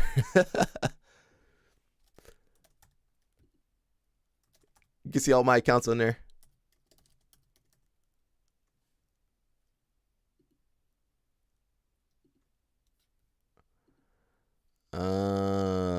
Highlight. So right now we're just kind of studying all the we're kind of looking at all the half guard game people. So where am I? Danny Top, what's going on, bro? Excessive patches, yeah. So before I get into Damian Maia, I used to wear my patches all the time. That's me, my Itsumo Sekai Fuji gi. So that's the gi I got in Japan. I lost that gi. I don't know what happened to that gi. I had that gi, and then I had also like our Alliance gis. We had to wear all these patches, bro. You know, we had to wear patches. I didn't make that gi. It just came patched out. Did I have any old gis? Now I just wear Panda. You know, I just wear my Panda gi. Pretty basic stuff. But let's look at Damian Maia. Hopefully there's no music. Oh, I definitely can't play Linkin Park. I definitely ain't gonna play that Linkin Park. Someone says, Danny Choppa says, I still remember one of the first gis I bought was a Dragon Ball Z Goku gi. Was it orange? I think it was my third overall, but second gi I bought myself. Yeah. You sound like my boy Frank. Someone says, I had a giant triangle Alliance patch, but then my school broke with them. Yep. Yeah. You had to take the patch off if you could. So we got Damian Maia, you know, kind of similar. Actually, he was checkmat too. Nice. So, you know, Damian Maia had a really good game. His game was so effective, he started striking. He was like winning all his matches, then he started striking, then he started losing, then he's like, screw this, I'm going back to jiu-jitsu. He's probably one of the best jiu-jitsu fighters that did nogi, did MMA. Someone says, wish I kept it to make a bag out of it. Well, you just get a new. They got some Goku gis. One of the guys at Iron Horse has it. Nice. A little bit of there we go. Triangle, yeah, man. Jiu-jitsu is beautiful, man. You guys just gotta train your fundamentals, bro. Someone says, "Wow, training in Japan on my bucket list." Yeah, it's fun. Got a lot of different gyms. Got Bonsai affiliation, which is like what are those guys? Satoshi and his brother. You got Axis BJJ. That's kind of where I go. Shout out to Taka Sensei. You got Carpe Diem, which is like where Hasim came from, and some other people. Hiro BJJ and some other schools. Nice. So we got some half guard. The guy's going for a choke, but Damien, super good. Nice back take, Damien.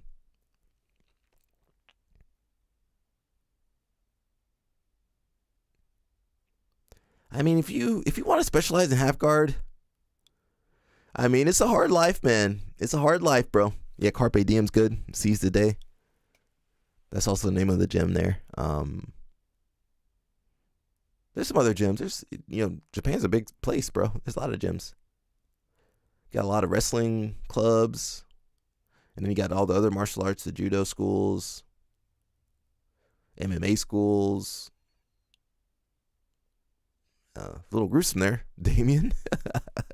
The gentle art, right? We're just watching this to show that you can make a half guard game work. You better have some takedowns. Look at Damien. Look at Lucas Leite. Look at Bernardo. You better have the ability to take some people down, to take the back, to submit them. If you're just holding people in half guard, that ain't gonna work. But if you're attacking from your half guard, that will work. Nice. Oy. Was that is that Chill Sonnen? No way. That was somebody else.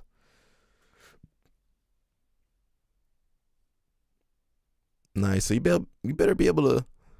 You see how you can get to the leg? Yeah, you got to be able to get people down. From half guard, single leg guard, whatever you want to call it.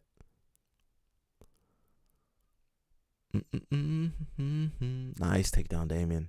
Damien was good, bro. I guess he's retired, right? I hope he made enough money, man. That's a rough. Well, at the time there wasn't. There was no CJI. There was no. There wasn't like these pro divisions where you're making $100,000, $50,000. So Damien pretty much, and a lot of those guys had to go into MMA. I like when Damien beat Askren, yeah. So yeah, there wasn't that much money in jiu-jitsu back then. So either you taught, or you had to go into fighting. That was just how it worked. And I believe, did Jacare say something similar? Let's see if I can find.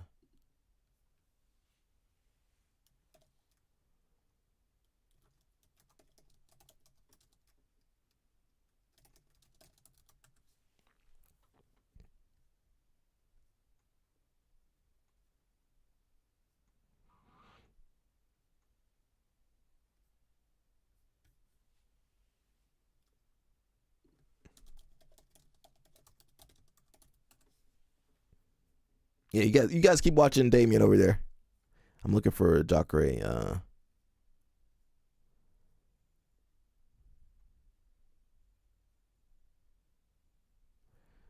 I'm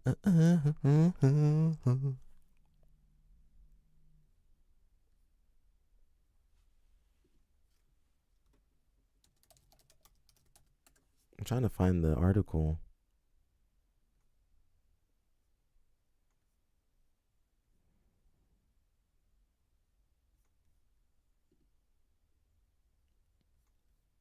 All right, that's Damien. If you guys want to watch that's Damien Maya highlight. It's worth checking out. So let's talk a little bit about Jacare. This is kind of impromptu, but Jacare decided to leave jiu-jitsu for MMA after Roger Gracie broke his arm. So we're not going to watch that match, but it's an iconic match. It's in the absolute finals of World Championships. I believe 2004, maybe? Yeah, I believe it was 2004. Yeah, I believe it was 2004. So Jacare's unfortunately broken his arm a few times. Oh, that's so bad. That's so sad. Don't worry about him, guys. He's doing well now. So we're just going to read this. I don't think the video is still up, but we're going to read this little article real quick. It says, Ronaldo Souza's biggest win in jiu-jitsu convinced him to move into MMA. Jacare, a 3-time jiu-jitsu world champion in the black belt category, including 2 gold medals in the open weight division, started competing in MMA while he was still competing on the mats. However, he decided to transition to fighting forever after Roger Gracie broke his arm. I might also add that he won that fight. He won the fight with the broken arm. He had to tuck his arm into his belt. We didn't have penalties like we do now. Now he would have lost because of penalties or something, or medical disqualification. But back then in Rio, they let him keep going. At the 2004 Jiu-Jitsu World Championships in Rio, Souza and Gracie fought in the open weight final. Gracie snapped Souza's arm with an arm lock, but he didn't tap. He went on fighting for around 1 more minute, and won by points. However, the brave black belt says he never got any attention from the International Brazilian Jiu-Jitsu Federation. Dang. So yeah, this is before IBJF moved to America. So they were still in Brazil. 2004, I believe. Actually, I don't know what was going on in 2004. I was training Taekwondo in 2004, guys.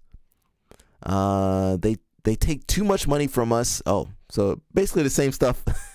Basically the same stuff. Can I transition this? So basically the same stuff that we talk about now. We were talking about in 2004.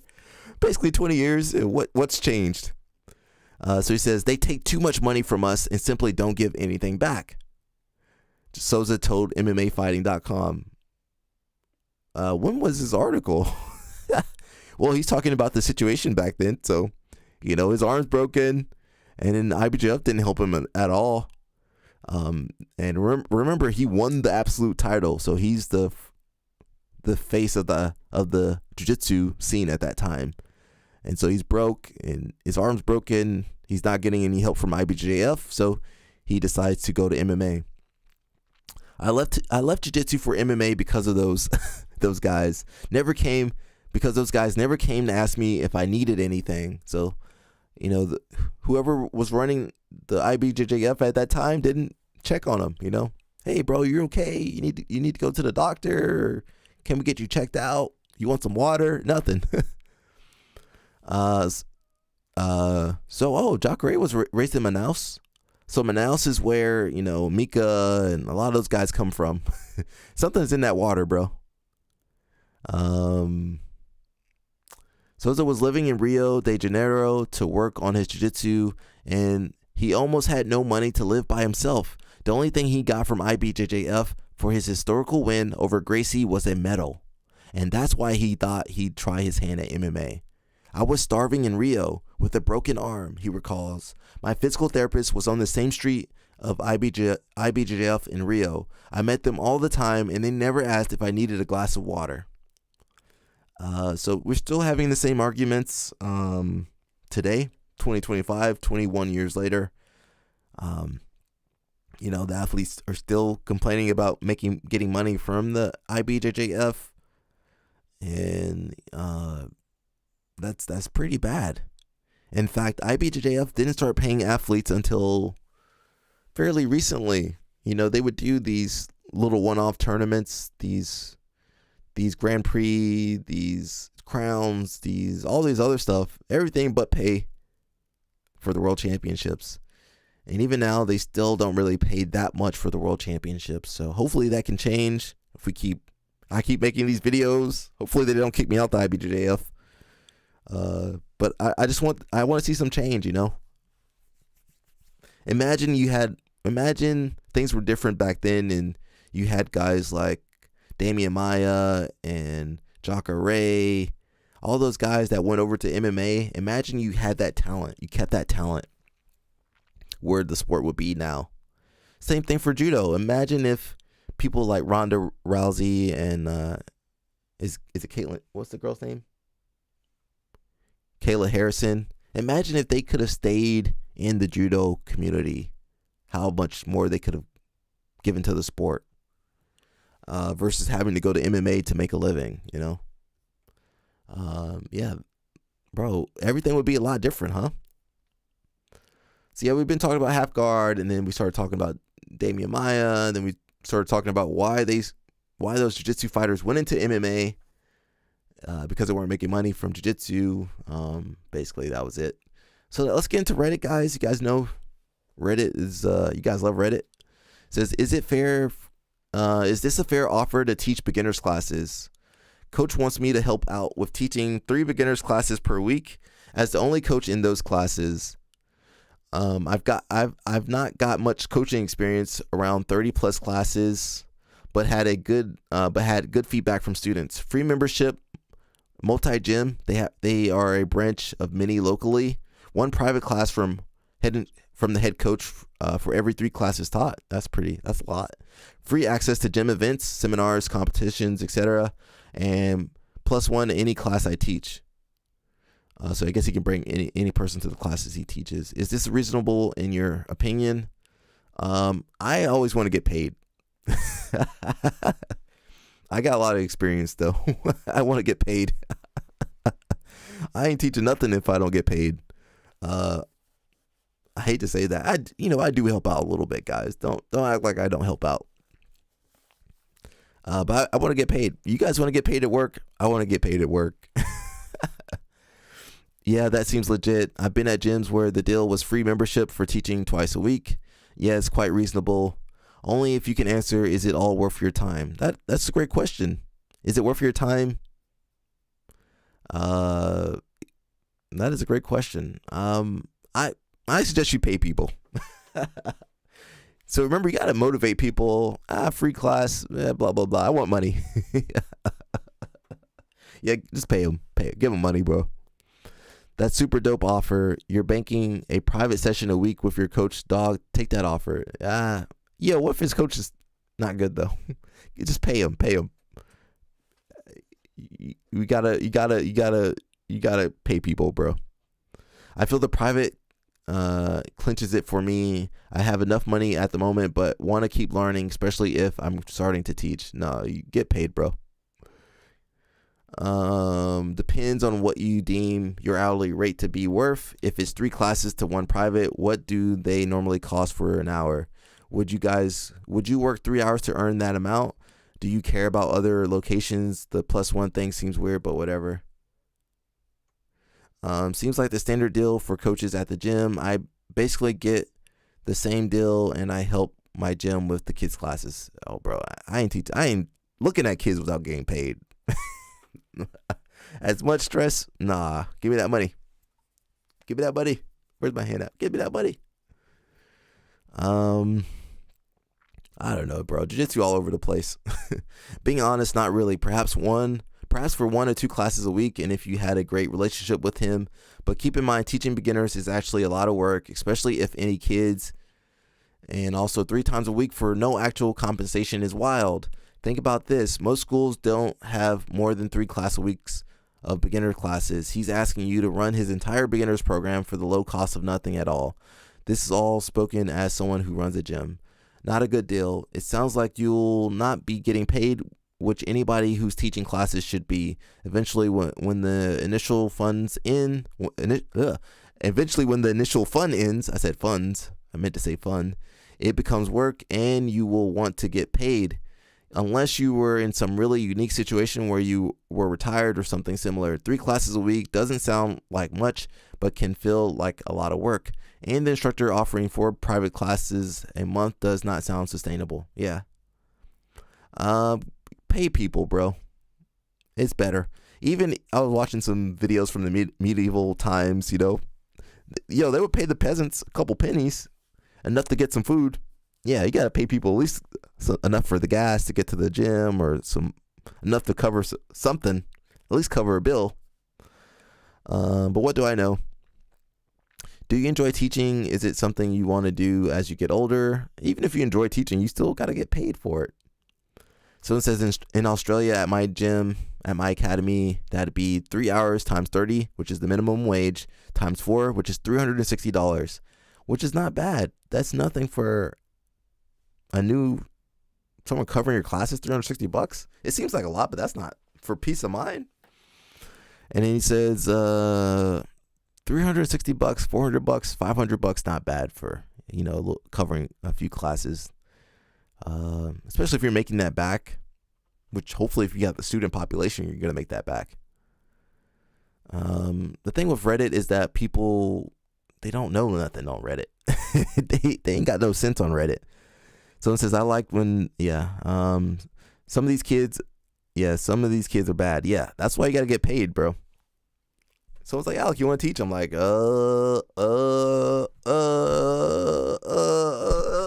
really.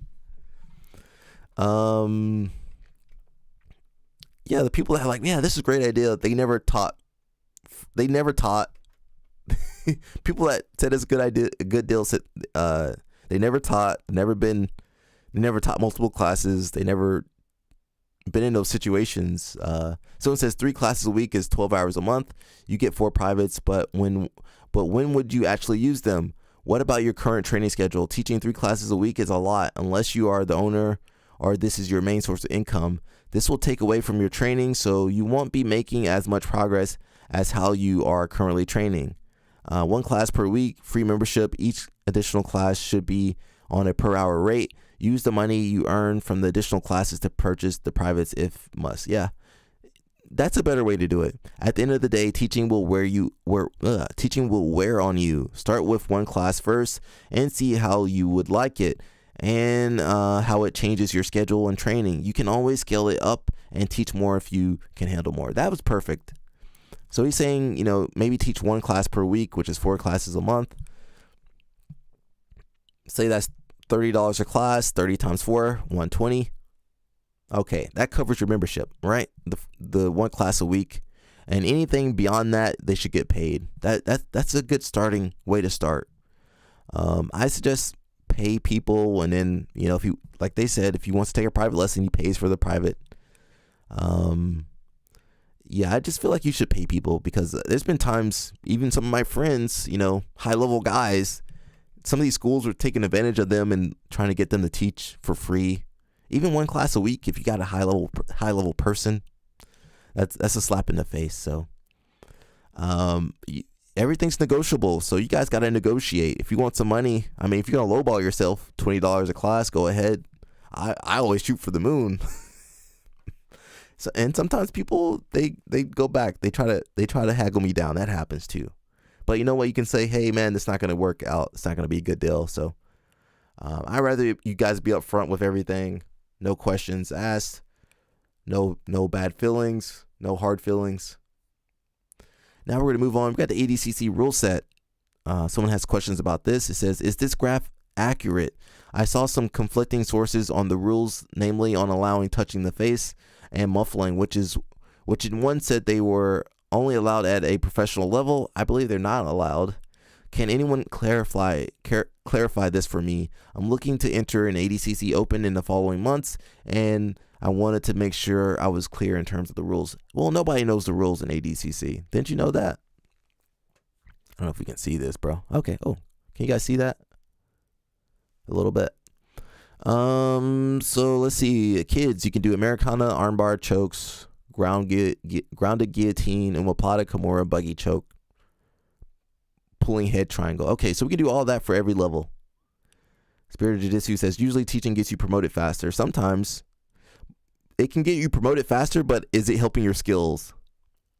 Are you going to get better teaching? Some people do get better teaching, or are you going to get better, training for yourself, focusing on yourself? I consider it an apprenticeship. I can't talk right now, guys, but that's what I did. I started as a blue belt. I started coaching kids under another instructor, under my boy Darren Roberts. Did that for several years, probably like a decade. maybe 5 years, 2006 to 2000, maybe 6 years. Yeah, just straight apprenticeship, and then you go from kids, and then start teaching beginners for a couple years, and then to adults.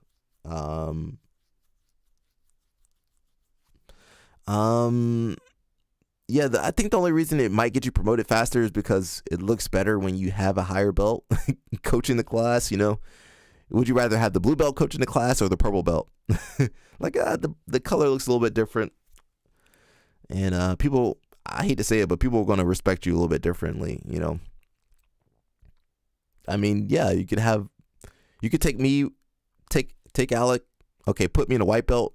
Same person, same me now. Have me in a white belt teaching class. People will be like, but same person, put me in the black belt. I'm teaching class. They're gonna be more likely to, enjoy that black belt class. They're gonna get that black belt experience. It can't. Yeah, I don't know, man. That gets into like the political part of jiu-jitsu. I don't think it's gonna help your skills necessarily as much as you just focusing on yourself. So muffler, it's saying muffler is legal. I don't believe it is legal. Yeah, well, maybe I'm learning something new today.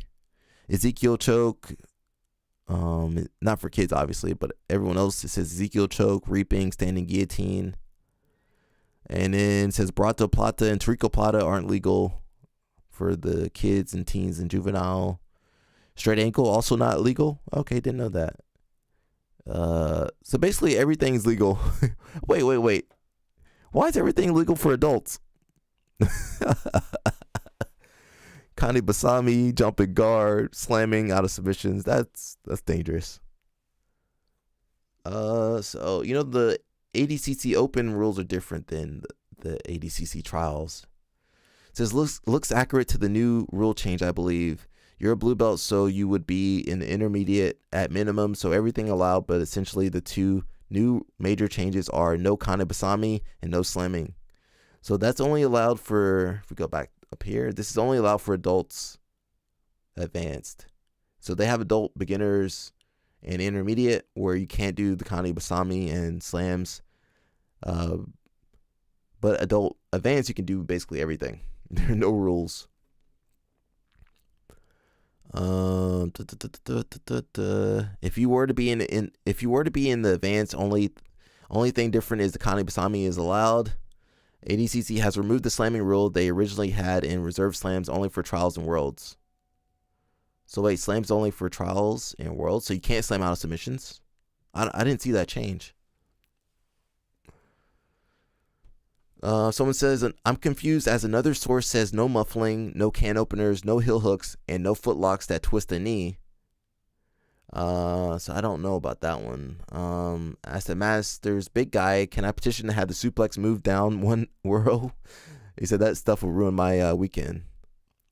So yes, heel hooks, and yes, reaping for Masters.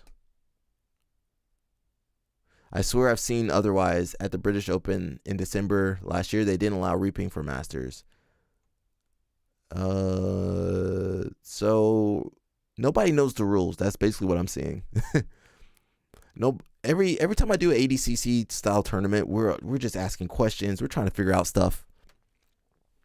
Blackout says, heard a couple years back that ADCC was exploring incorporating gi divisions. Anyone else hear this?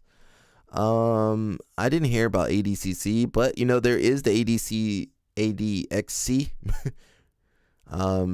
So Abu Dhabi Combat Club, ADCC, they also have a gi tournament, which is not related outside of them being from the same countries that I know of. I don't know if ADCC going to explore gi divisions. I will say tends to be a little bit more money in the gi. For reference, there was 4,000 people at Pans. There's 7,000 people going for the Brasileiros. Jiu-Jitsu Con has several thousand people competing. I don't see those same numbers at no-gi, at the no-gi tournaments. So yeah, we don't know the rules. I don't know the rules. I I might do ADCC Open Atlanta, so we'll see. I need to figure out the rules again.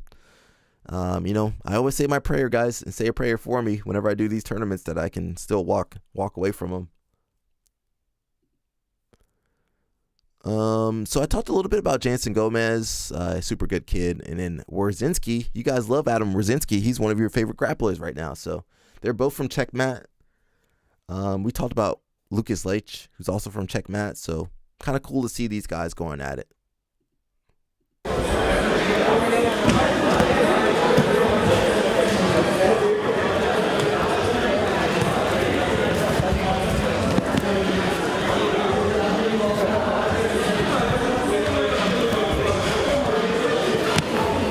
Hopefully that music doesn't get me.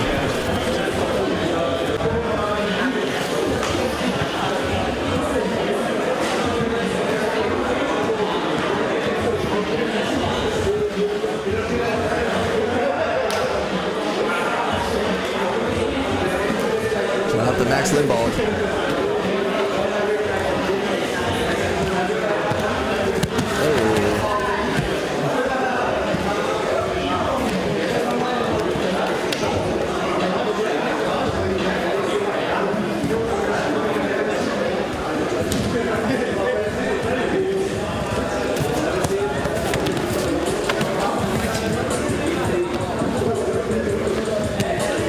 Turn that music off, guys. That music gonna get me.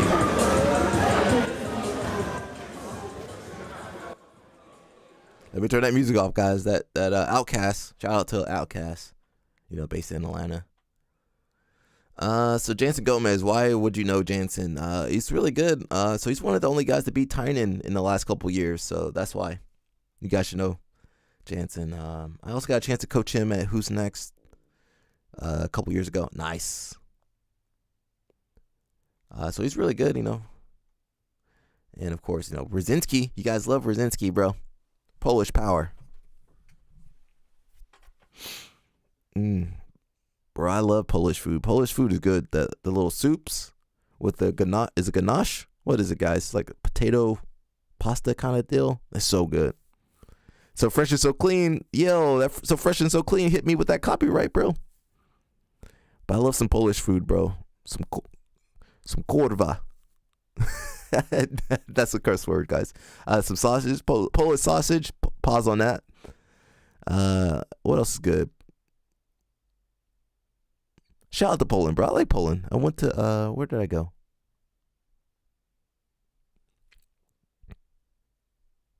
I can't remember the country. What's the city in Poland that I went to? I can't remember now. How did he sweep him? Oh, it's takedown or guard pull? Yo, Jansen had a good run at Worlds, huh? Did you guys see his run at Worlds last year? Warsaw, that's where I went. Warsaw, Poland. Really great.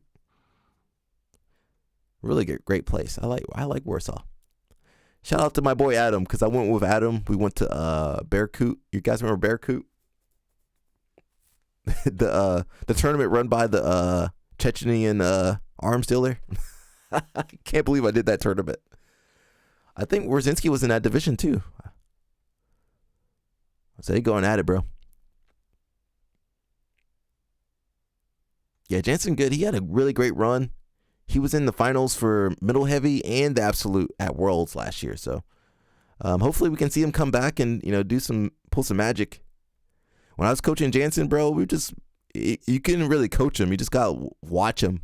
Because he's a very intuitive fighter, you know. Very, very intuitive fighter. Yeah, he just figures stuff out, bro. He just does stuff. I don't know what else to say. I guess you can't teach that.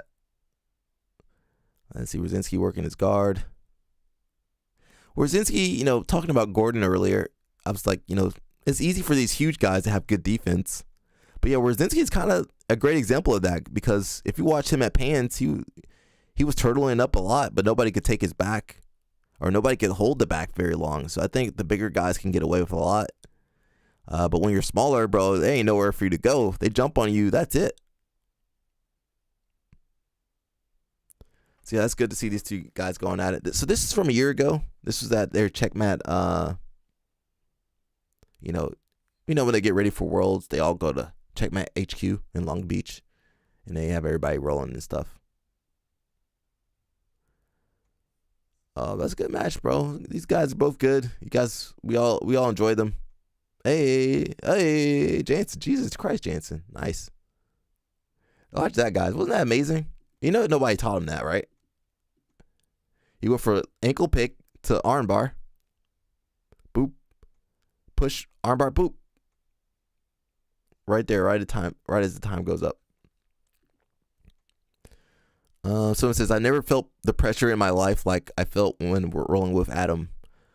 Someone says, blue belt back take from double unders at 355. I didn't see that. Jansen in the flying armbar at the end. Like, nah, just kidding. It says, Jansen has some solid base. Brilliant scramble. The end was sick. Looks like Adam might be trying to play a game similar to Tynan to give Jansen a chance to learn how to deal with it. Seems like it paid off, so. Was he playing a game like Tynan? I didn't notice that. I didn't notice. Maybe I was wrong. He wasn't really working his butterfly that much, right? A little bit.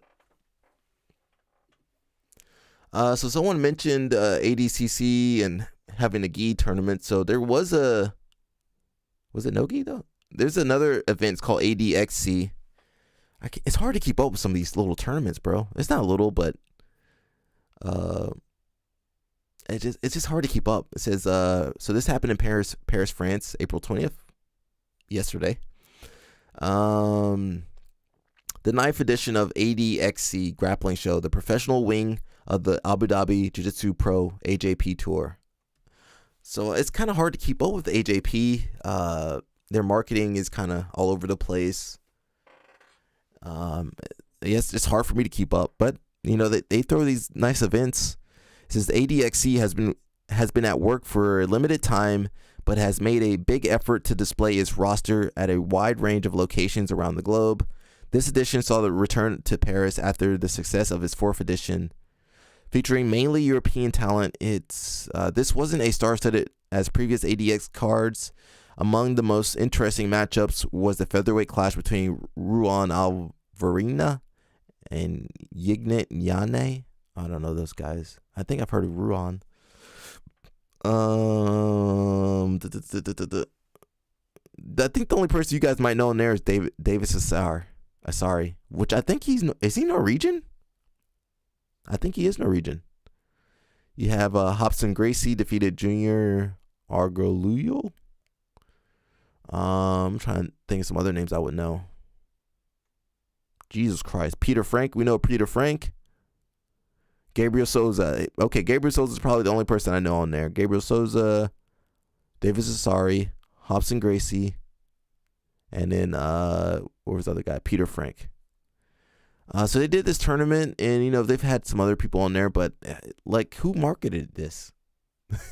Who marketed that?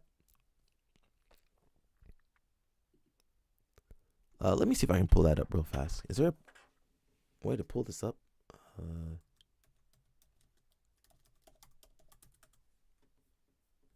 Okay, they have an Instagram. But, bro, it's so hard to pull some of this stuff up, bro. So they had Gabriel Souza. They're going to show anything? Let's see. Oh, wait.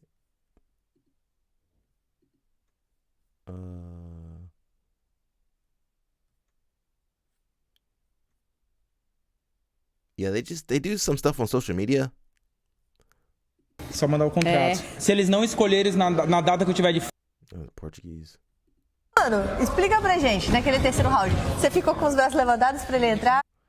All right, so it's in Portuguese, so that's already making it harder to market. So that's Peter Frank. You guys know Peter Frank. He just a wild jiu-jitsu guy. I just want to pull something up. Okay, that was the event. So they do a really good production. It's really great production. They just don't market it. And it seems like they're marketing to different countries. But bro, it's hard to follow. Yeah. The only reason I knew this is because I saw something from Gabriel Souza. And they got a lot of sponsors. They got that UAE money, bro. Abu Dhabi. I just don't feel like they're good at marketing in America. Not to say that there's only an American market, but the production is great. Look at the production. Production looks good, huh? Look at that. They got the little logo there. Production looks good. I want to see these. Obviously, they got the UAE money. Someone says I can translate to Portuguese for us. Yeah. We might need it next video. But I just wish they did a better job, because these are good tournaments, bro. Look at the production. Look at these things. Look at that. Look at the production. That's better than most of the stuff we're watching. They got the good camera work. They got the good cameras. Look at that. They got the 4K. You know what they need to do? I mean, obviously they don't have Craig Jones. Yo, get Craig Jones, guys. Pay Craig Jones. Pay Craig Jones money. He'll market your stuff for you. I mean, he's pretty busy.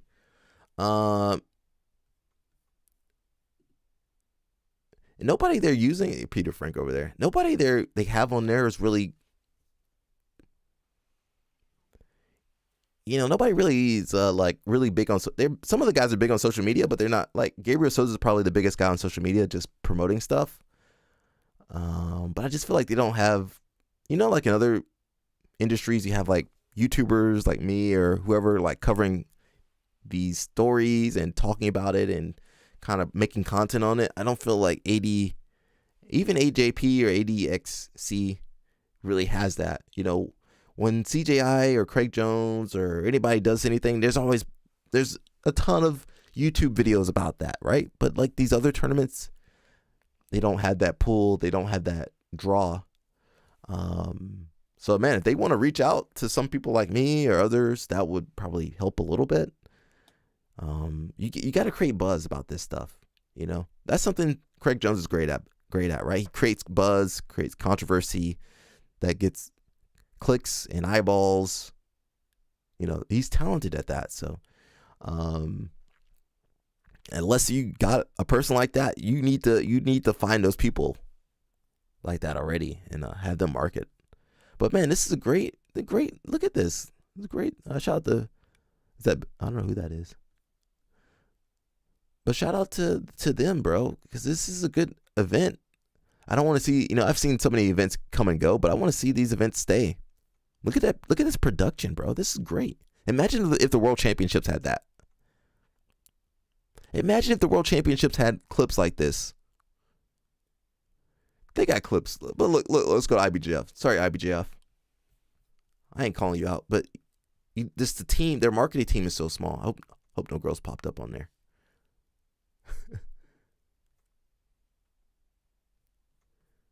All right, was that a video? Okay, that's not terrible. Okay, that's better than nothing. That's better. I like that one. But let's see something local. I don't know, man. All right, who's this guy? That was from OC. You know who did OC Open? Jansen Gomez did OC Open. I don't see him on there though. There he is, right there. Is that a video? So this actually is not that bad. It's actually not that bad. I see it. Yeah, but for every athlete they cover, they miss 100 other athletes. Of course, they're gonna cover world champion at the local tournament. That was nice. Dang, that was nice.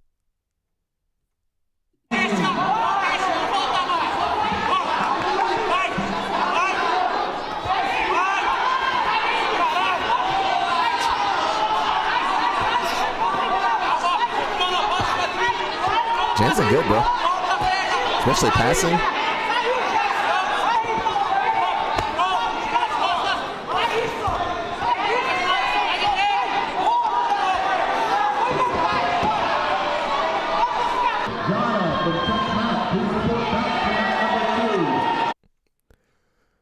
All right, that's my rant. Someone says better than most MMA regionals.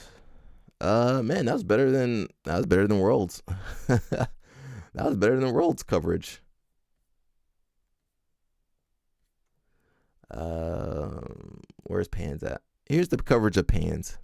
I can't play that music. Oh, that wasn't Pans. Where's Pans at? So Pans was the last big tournament. They had Jiu-Jitsu-Con. That's a big one. Yeah, Jiu-Jitsu-Con. Having a great time. So that's not bad. Actually, you know, IBJF has gotten better this year. They actually have gotten better. They got me. IBJF, you guys have gotten better. I can't hate too much.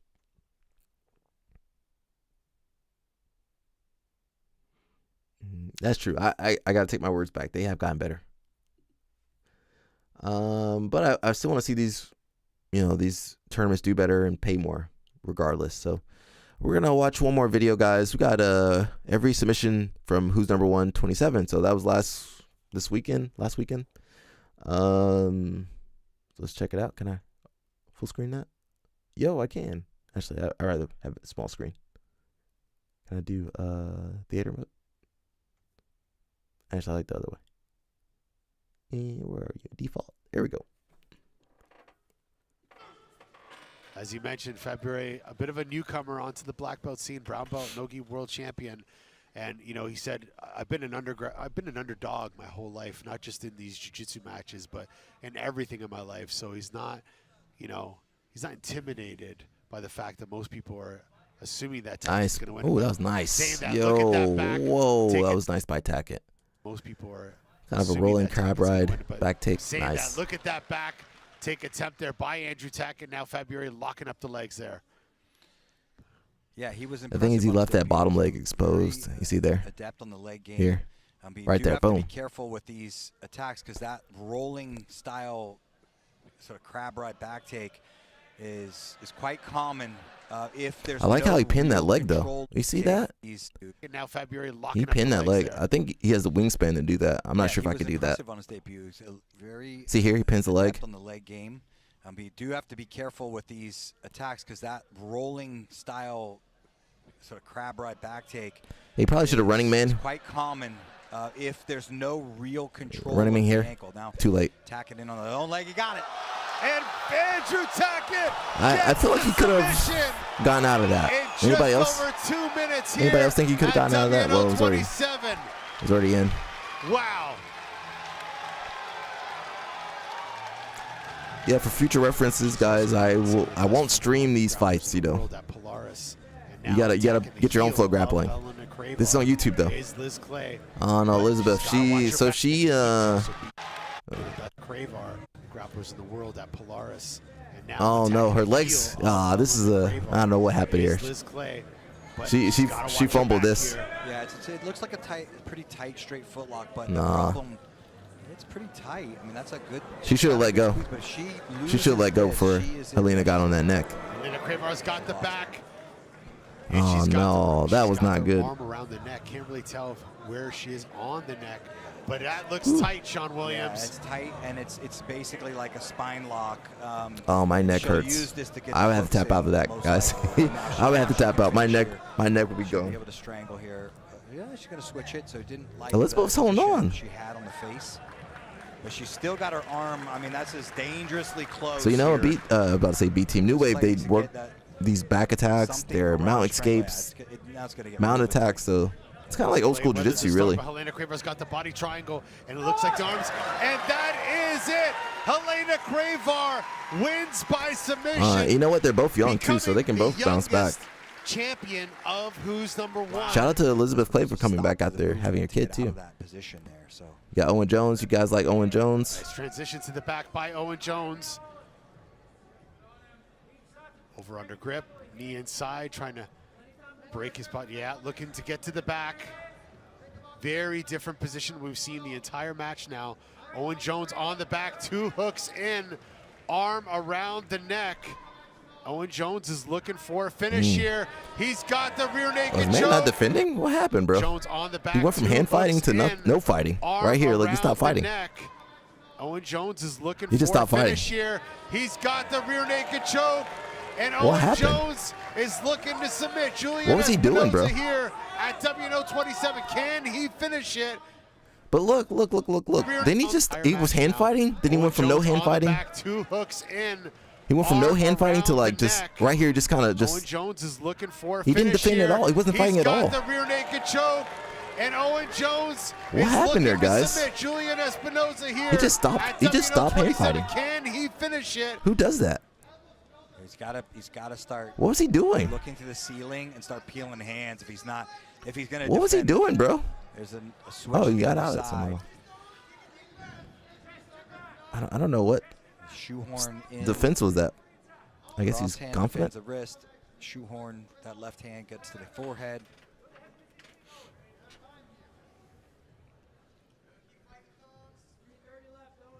Three minutes and 30 seconds left, Sean Williams. Owen Jones has got a lot of time to finish here. What should he be doing to finalize this match here? Like what, he's got the body lock, he's got the over under, he keeps digging for the rear naked. Is it his to win, or what? Is there something that you think he should be doing here to really seal the deal? Yeah, he's trying to get under the chin. I don't care how fatigued you are, bro. You need to defend your neck. You got to keep defending your neck the whole time, bro. Really not attempting. Maybe his arms are burned out. He's just defending. So he could keep hand fighting, trying to get a clean entry under, or he could turn Espinoza's face there. I mean, I definitely got my back taken and been stuck there. Still lock up the rear naked. What was the guy I fought? I was stuck. I had my back taken for a while. I was like, dang it, this sucks. Waiting till time. There, now he's got. Now Nah, he's done. Owen Jones He's got a little bit of has space the there. You rear see that naked choke space? strapped on, looking to get a finish with 2 minutes and 30 seconds left. Julian Espinoza. I don't know what kind of defense was that though, bro. Owen Jones gets the submission. What kind of defense was that though, guys? His first submission win I was fatigued. I couldn't defend my neck.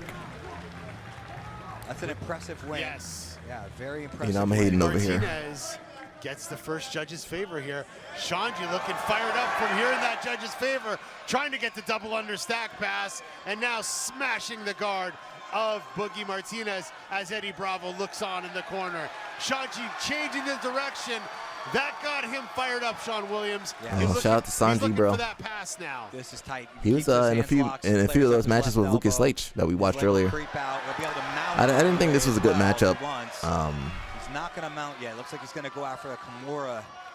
I'm just Richie wasn't on the same level as Sanji. I mean, I don't know why they thought that was a good idea. I mean, obviously for Sanji it was a good idea. After Kimura. There it is. There's a switch. He got him, bro. Shanji Ribeiro locking it up in prime position to finish, trying to break the grip of Boogie Martinez. He's looking to get a submission here at who's number one. So Boogie needs to bring the legs underneath the knee. There, he got it. He broke the grip Nice, out. yeah. He got And it. Shanji Ribeiro gets the submission. When's the last time Richie won a match though? I mean, I like seeing him compete. You know, I'm old too. I want to see the old guys compete. Yeah, but he'd be fighting Sanji Ribeiro. He'd be fighting Craig Jones. Amazing ADCC debut last year. Chris Wojcik, you know, Mr. Baseball Bat. Had some really good battles there.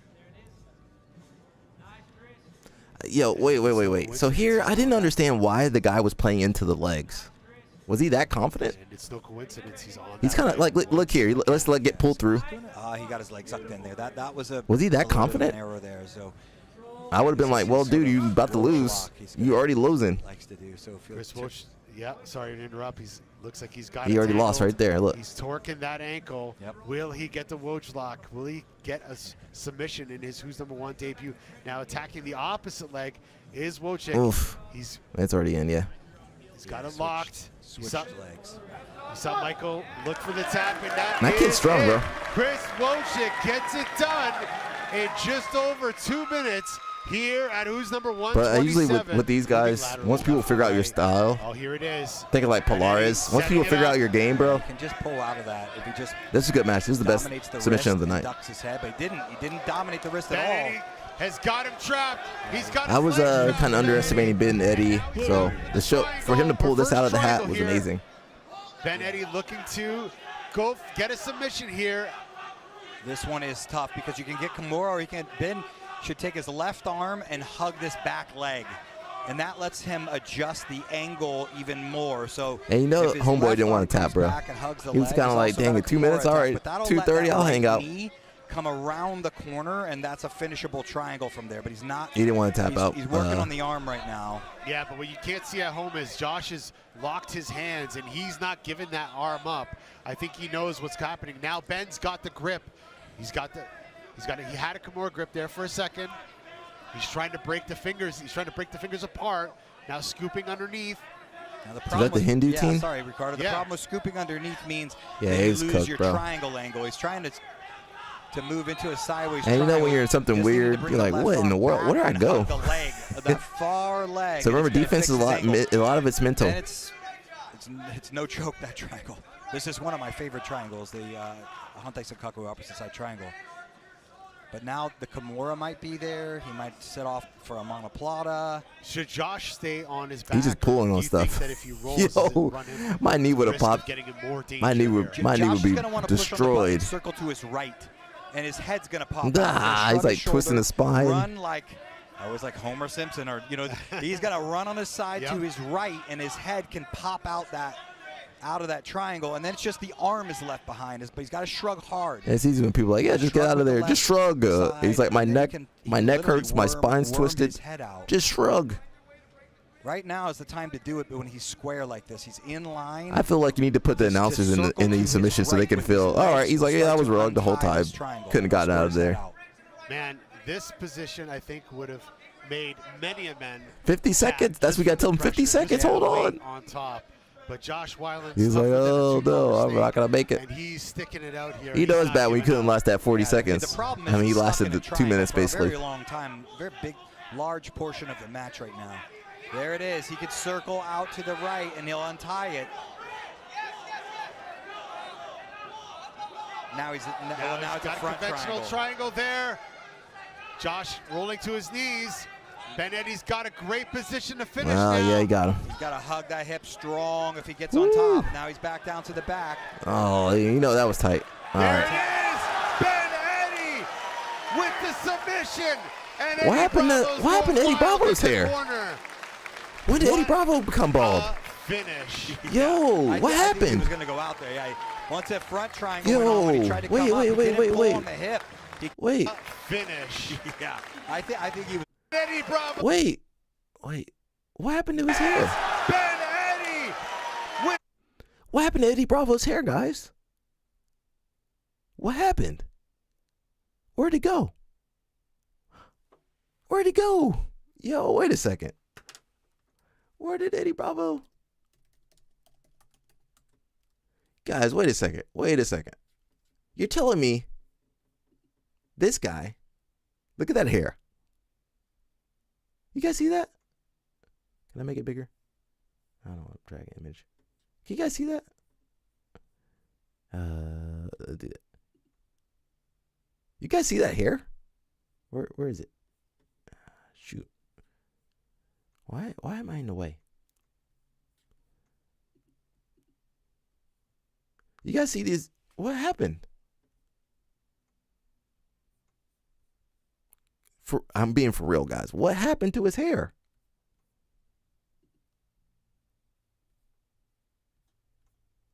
What happened? What happened to his hair, guys? For real, I'm being serious. What happened to his hair? Where did his hair go? Look, what? the submission. What? Where did his hair go? He's becoming one with Joe Rogan. Bro, what? Yeah, look. Wait a second. What happened? For real, guys. What happened to his hair?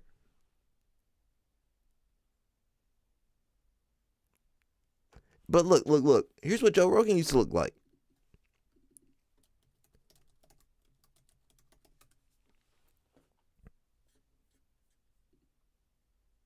All right, it looked a little thin. It wasn't gonna last. But look at that hair. What happened to that hair? Yeah, he was definitely gonna go thin.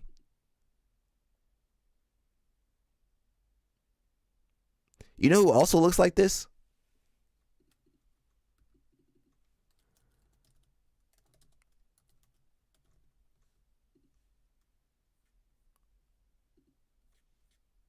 What happened to his hair? You telling me he can't afford the Turkish hair transplant? Look at that hair.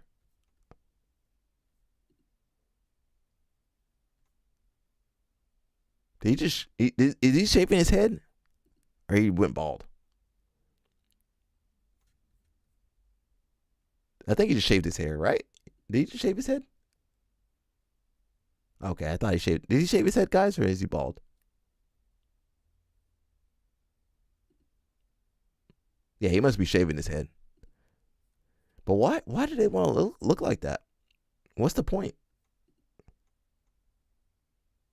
He still got hair, I think. I don't know, bro. I don't know what to say. I'm keeping my hair.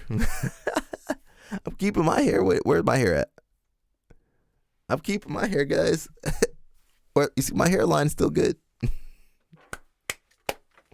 Oh, yo, my hair's still here. All right, guys, that's it. I gotta go do some cardio. I'm got a tournament in 2 weeks or something like that. So that's it, guys. I'm gonna play myself out. Hope you guys had a good not about to say Thanksgiving. Good Easter.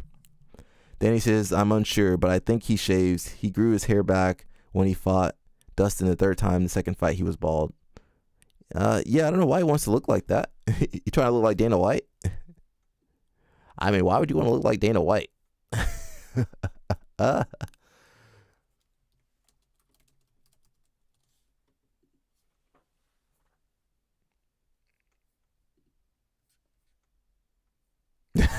He wants to look like that? That's what he's becoming.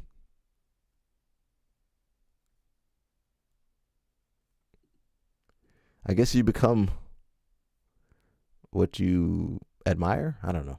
I don't get it. All right, guys, I'm going to dip. I'm going to play my intro. If you want to support the channel, check out Inverted Gear. Check out BJJ Mental Models. If you got no money, just like this video. If you're on Twitch, go ahead and give me a follow back on there. Otherwise, I'll see you guys. Hopefully, we're back on schedule. All right, guys. I'll see you guys soon. All right, guys. Stay out of trouble.